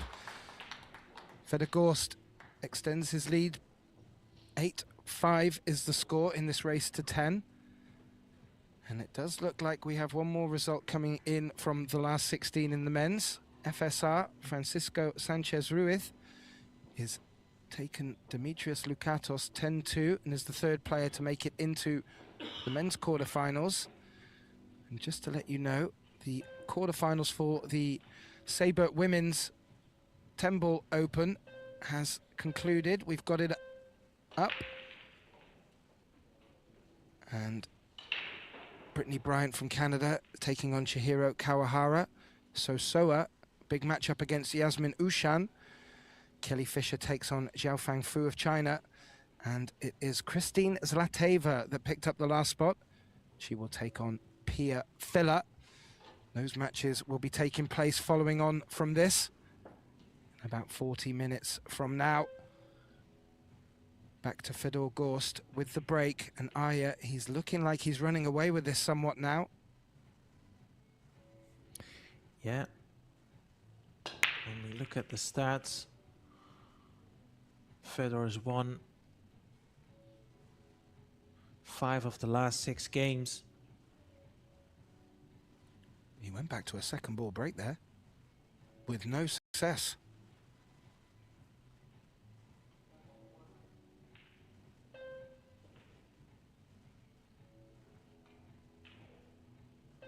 And I have to say, if he can get onto this 3 from the 6, there are opportunities for the solids out there.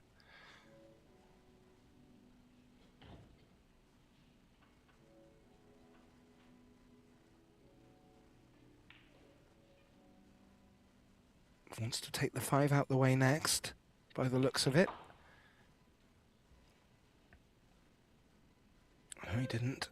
He's gone straight for the 3.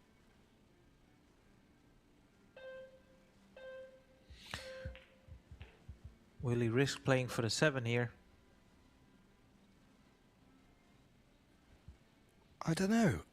I kind of like him drawing back for that 5. 5's a little bit tricky. You do have the 2 and the 1 to play onto it as well. But it does pass the 2 into the right side pocket. Does have options.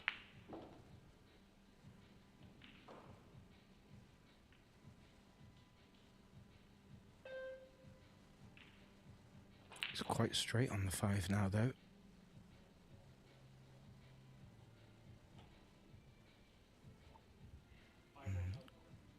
Not too sure what he's able to do with the cue ball from this shot. If there's any hint of an angle, he could bump into the green stripe next to it. Oh, that's fine. He can take the 4 if he wants.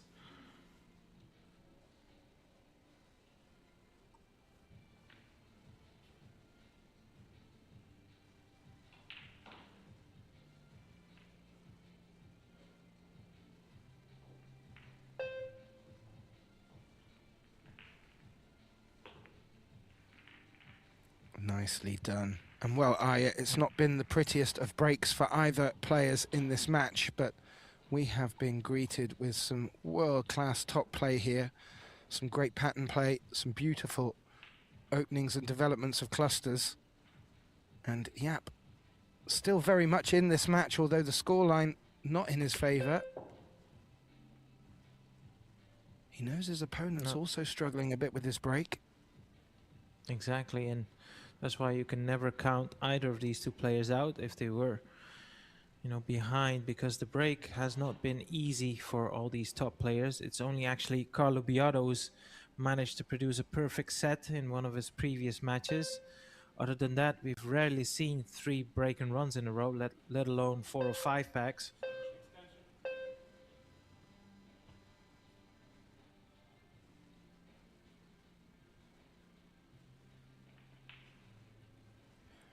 Well, just a little bit of care.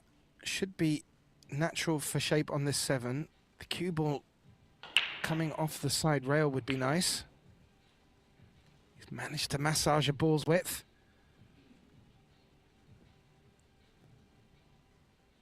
Now looking good. Get shape on this 8 ball.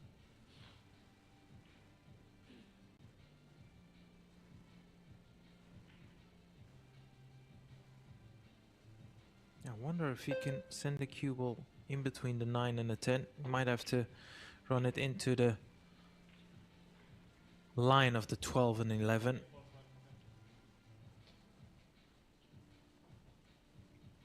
Worked out well. He's not going to let Fedor run away with this just yet. This 8 ball to bring the scoreline back to 8-6. And the break. Nice clap from the audience, which is getting a bit busier now. And 5 matches still underway. FSR, Albin Ushan and Viktor Zelinsky booking their places already in the quarterfinals.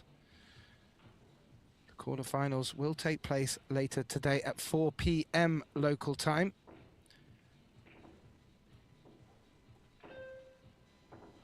And we mustn't forget, Aloysius Yapp has won 7 of the last 8 meetings versus Fedor Gorst. And it also includes a match earlier in this same event.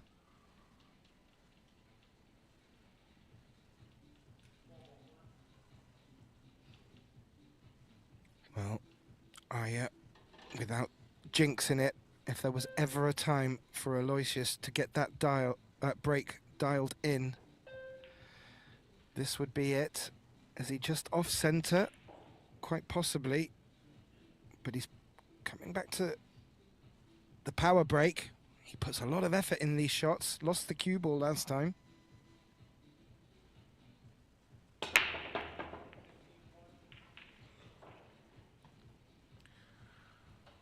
Oh, that for a break. I tell you what, he's crushed the break, but still he's faced with a challenging rack. Not anything you would put past him, but have a look at this, Gethin. What would you go for? Yeah. Stripes or solids? Well, I would like to go stripes, but because of the 6 covering that pocket at the bottom left of the table, it's not immediately obvious how he can find the pattern. This is a very interesting one, and the reason I would want to go stripes is just because of that cluster of 3 solids in the center of the table. Also, it's not exactly the easiest of openers for solids.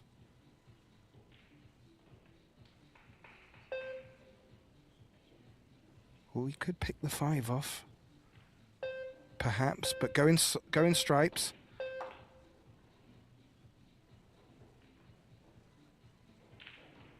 Oh, I think he wanted to come a little bit more there and look early to come from the 10 to develop the 12. Hasn't done that.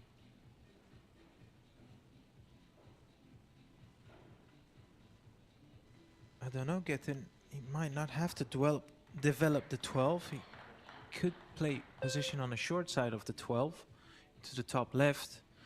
By the time he gets rid of the 10 ball, that's blocking the pathway for the 12.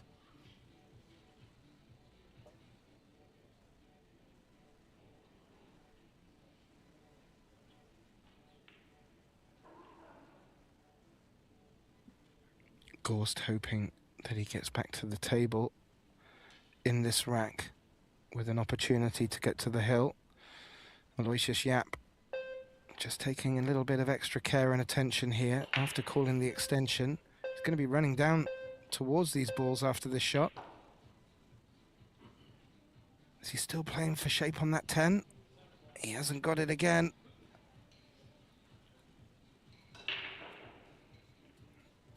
He's running out of balls. Does have a look at the 13 if he feels that this is not the time.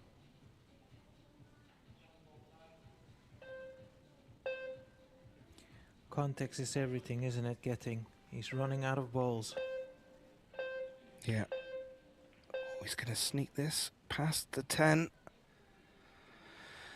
And that will now force him into having to play that 12 all the way up to the top left pocket. And that now is going to be a tricky one to do from the 13. So this might not be a flamboyant shot, but the next one could be.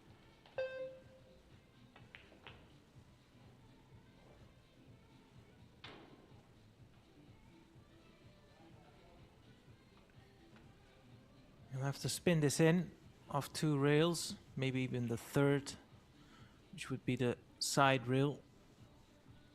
Needs to make sure he comes past the 8 ball here. Whatever you do, don't hook yourself behind the 8.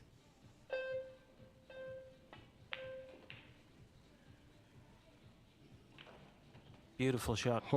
Absolutely beautiful. Like Jim Carrey would say, beautiful. Yeah, now just needs to draw it back 3-4 balls worth.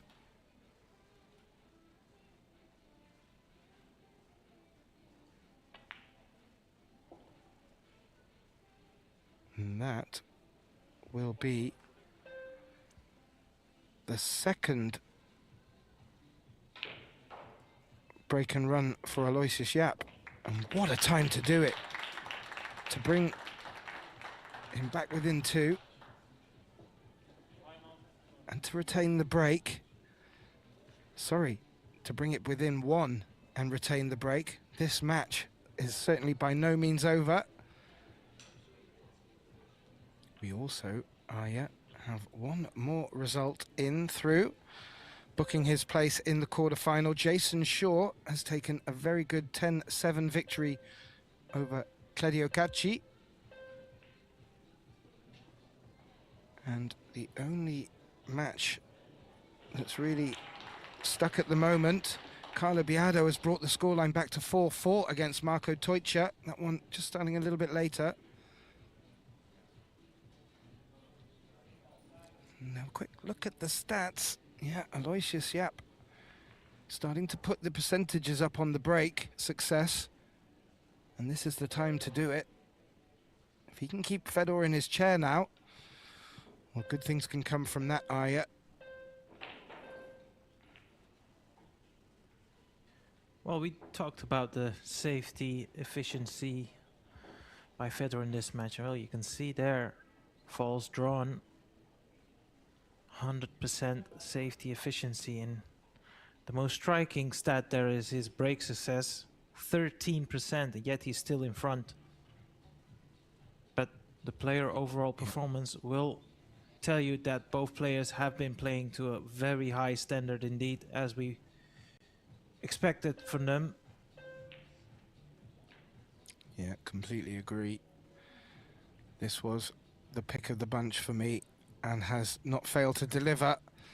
And I have to say, it's still got that feel, Aya, that there's a bit of drama to come.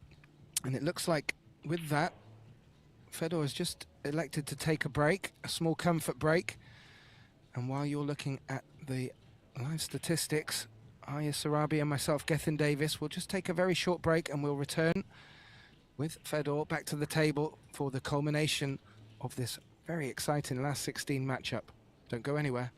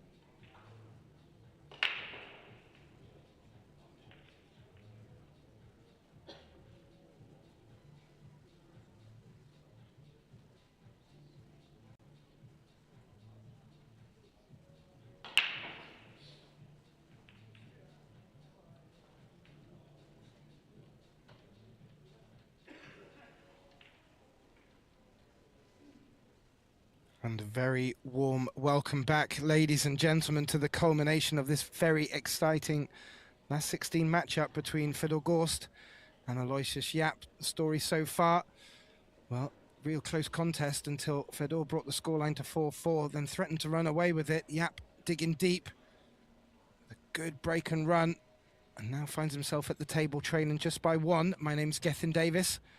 Joining me back in the box, Aya Sarabi. Well, this is getting exciting, Aya. Yeah, it's exactly what you would expect from these two top players. Yep, finding a bit of success now on the break. He's been pretty unfortunate, in all honesty. Can you see the combination? 2 and 1? He might be stuck on the 5 in the side pocket. That would be unfortunate.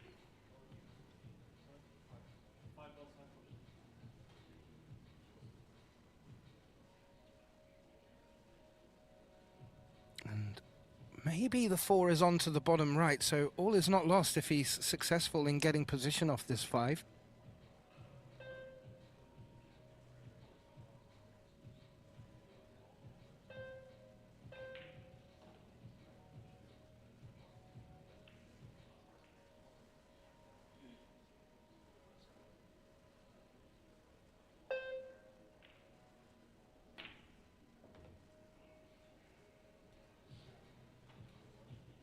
Played it well, avoided all the traffic and brought it back out into a nice position here. Very friendly for a ball into the side pocket. Yeah.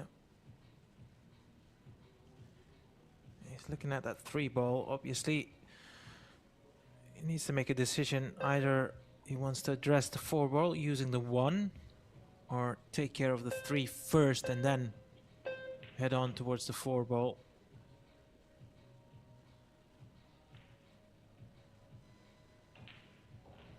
Because if you take the 1 here and then open up the 4, send your cue ball up table, you can pot the 3 into the same corner pocket. That's now been blocked by the 1.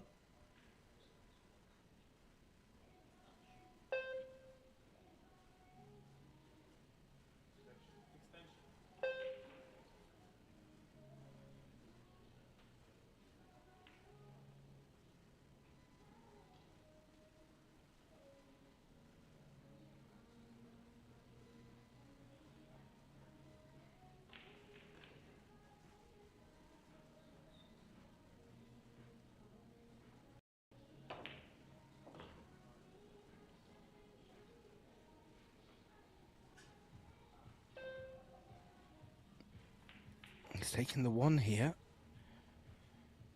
Looking to use the 4 to get position on the 3, it would appear.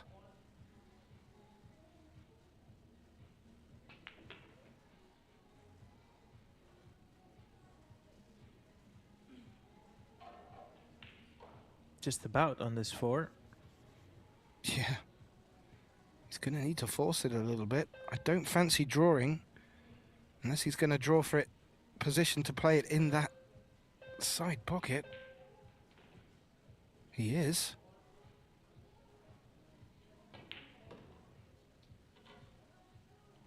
He's lost his cue ball.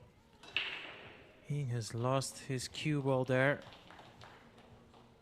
He might still Big take it on, veto. as we just see. Yeah. And Soa. They've been together for a while. This is a horrible shot. Get in. Particularly on these side pockets. But not for Aloysius Yapp.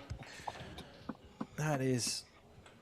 Considering he's missed, say, at least 2 balls into the side that were a lot easier than this one. It was a fantastic recovery shot there.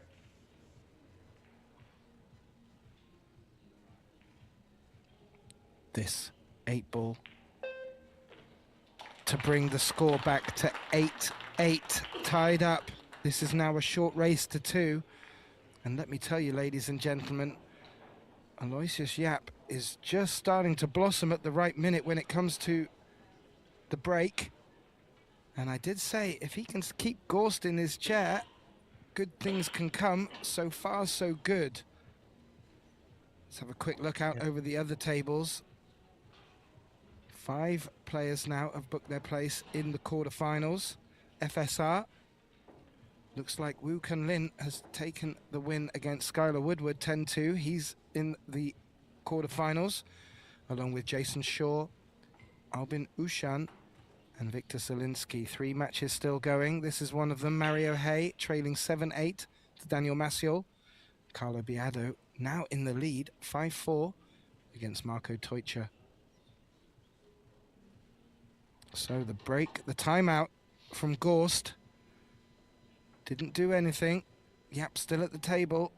Gorst still in his chair. It's just a race to 2 now, Yapp. Yeah, consecutive break and runs. His 3rd overall in the match. I would love to add another 2. Have a look at the spread. He hit it as good as he could have and barely anything moved. That is brutal. That is. Quite a few stripes have come up onto these left long rails. The bottom of the screen as we're looking. I don't know if that makes it obvious to go solids.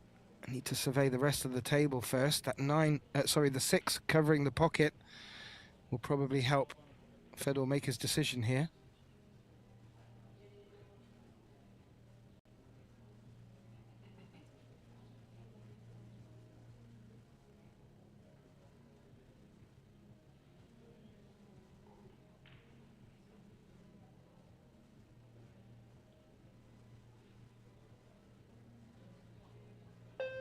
Taking the combination on 1-6 for his opener.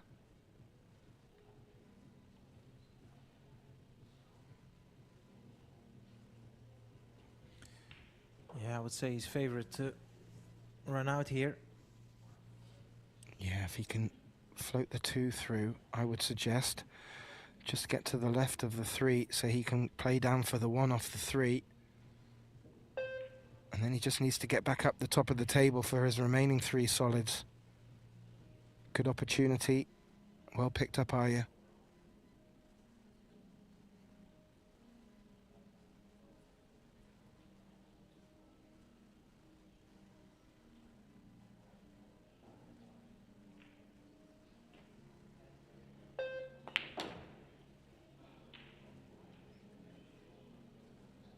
Doesn't want to be straight. Oh. Just got a little something to work with. Now, if we would presume that Fedor indeed will go on and clear the rack, there is one alarming stat not in his favor. His break success over the course of, well, 17 racks played is only on 13%, and that is a concern.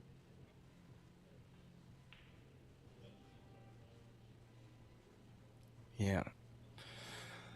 And you know that will be in his mind if and when he gets his opportunity to break. If he gets his opportunity to break.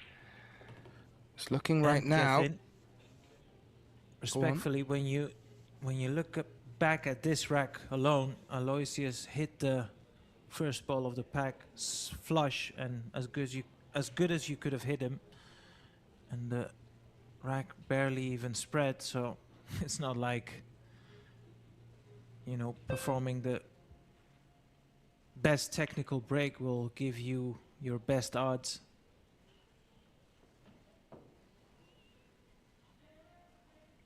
Well, natural shape here from the 5 can float up the center of the table, or rather up towards the 9 ball, or elect to take 2 rails.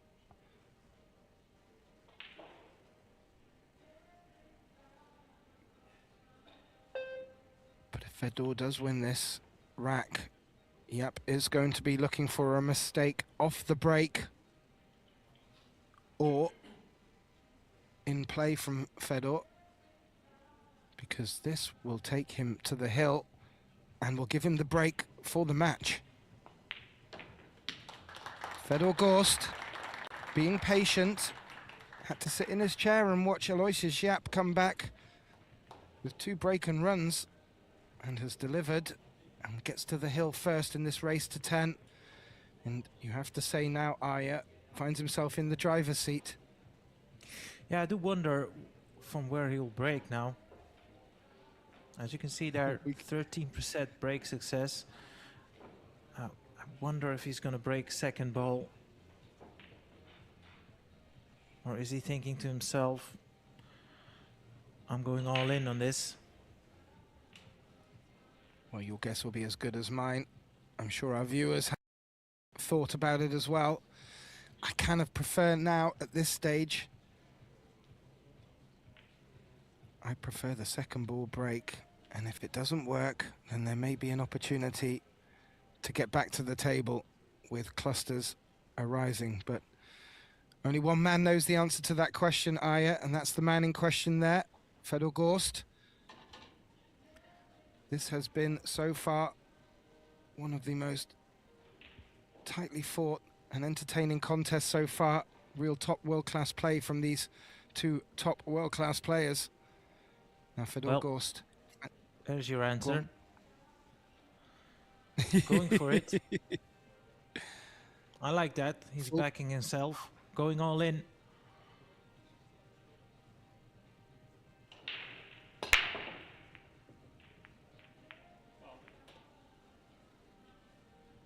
Ouch. Boy, oh boy. Ouch. Ouch.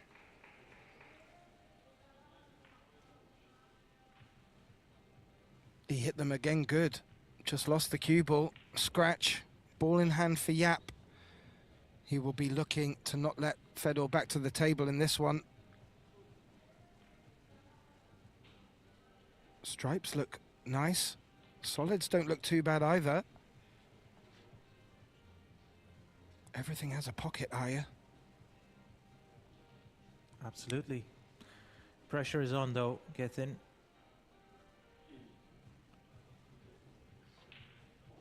Now you would think if he is playing the stripes, take the 15 into the side and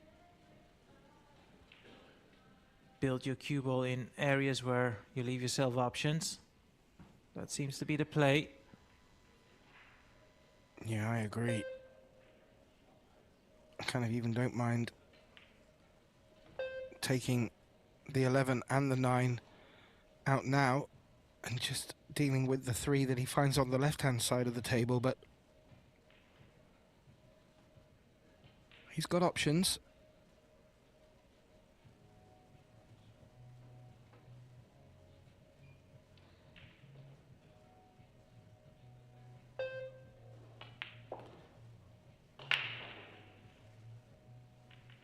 Yeah, may now look to use that 9 as his key ball.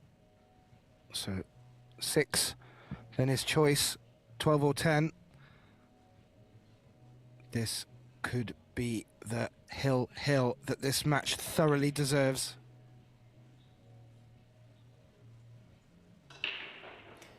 I don't think Fedor will agree with you there, get in. Well, I'm sure if it was someone else at the table and he was watching, he would agree, but no. Correct. Gorst would rather be at the table here, looking at this pattern ahead, but it's not, and it's Aloysius Yapp with a chance to take us to a hill decider. And well, I tell you what, with the break, you would say it's advantage Yapp. Absolutely. If we look at Aloysius Yapp, his breaking success, 56%, which is respectable. And I tell you what, Gethin, that dry break could have been his last shot in the match for Fedor. Remains to be seen, of course. But it's not without the realms of the possibilities. Yeah, I'm sure Fedor wouldn't want his lasting memory of St. Louis to be a scratch break. But there is that distinct possibility. We have gone to a 9-9 hill situation. Aloysius Yapp will get the break and has been having the better of the breaks, as the live statistics have shown. And well, as much as it would indicate that Yapp's favourite Aya, it's still not over yet. No, but when you look at the stats, pretty much everything is in favor of Aloysius Yapp. Break success, first shot after the break, have a look at that. That's 72%. That is huge. His overall performance is a bit higher. Table time is higher. Everything is in his favor. And importantly, he's pocketed 14 balls more than his opponent.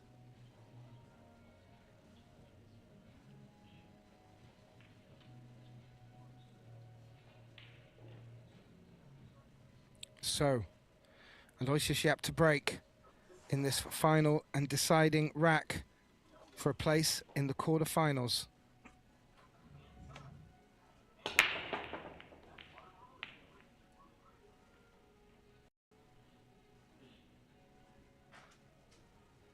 Ooh, a little twitch of the head, but more importantly, he's back at the table. A little grin from Fedor. This was what he didn't want to see, was Yapp back at the table. Let's have a look at the options he's got. What are you thinking, Aya, immediately off the bat?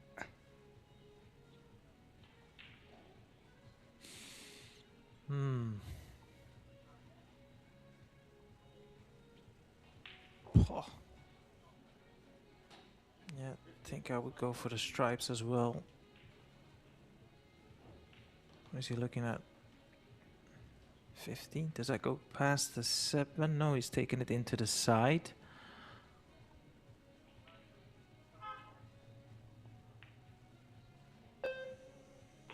Oh, what a good shot. What a good shot that is. Can I see the cue ball? I thought for a second he might have landed on the 9. I'm sure it was something he was trying to play position for. I'd rather be shooting pool. I love it. I love it.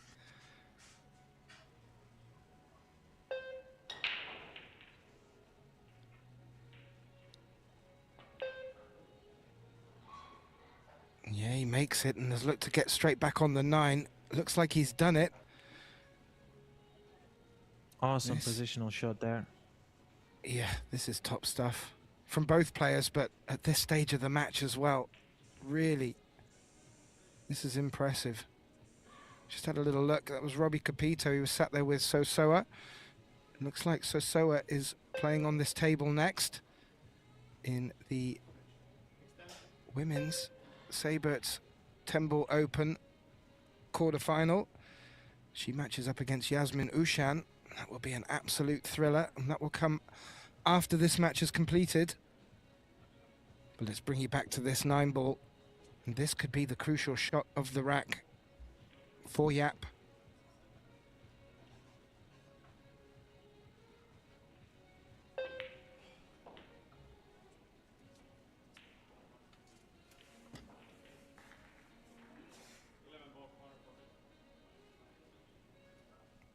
Taking the 11. Looks very straight on it as well, which will help. Aloysius Yapp, like I said earlier on in the program, has beaten Fedor Gorst 7 times in their last 8 meetings, and in this event, in the winners qualification, he also managed to beat him 8-5. He's got a great chance here to beat him, to book his place in the quarterfinal. And that cue ball has come far enough, and well, unless something drastically odd happens, he will be going through to the quarterfinal. And what a performance it's been. And I said it, that dry break could have been his last shot, and that's the brutality of the sport. It is proven to be. What a great match we had getting. It's been an honor. Absolutely, Aya. This has been one of the matches of this World Championship so far. And Aloysius Yapp with the shake of the hands with Fedor Gorst. He will pick up a match against the winner of Mario Hay and Daniel Maciel, which is currently at 9-8 in favor of Daniel Maciel. Following up from this match, we will move into the quarterfinals of the Saberts Women's 10-ball Open, a matchup between Sosoa and Yasmin Ushan. And that will be taking place very shortly, so please don't go anywhere. A big thank you all to joining us as Yapp just pleases the fans with a few high fives. My name's Gethin Davis, my colleague Aya Sarabi. It's been a pleasure. Thank you very much, sir. And we will be back very shortly with more action, this time the Saberts Women's 10-ball Open quarterfinals. Don't go anywhere. We'll be back very shortly. Thanks for watching.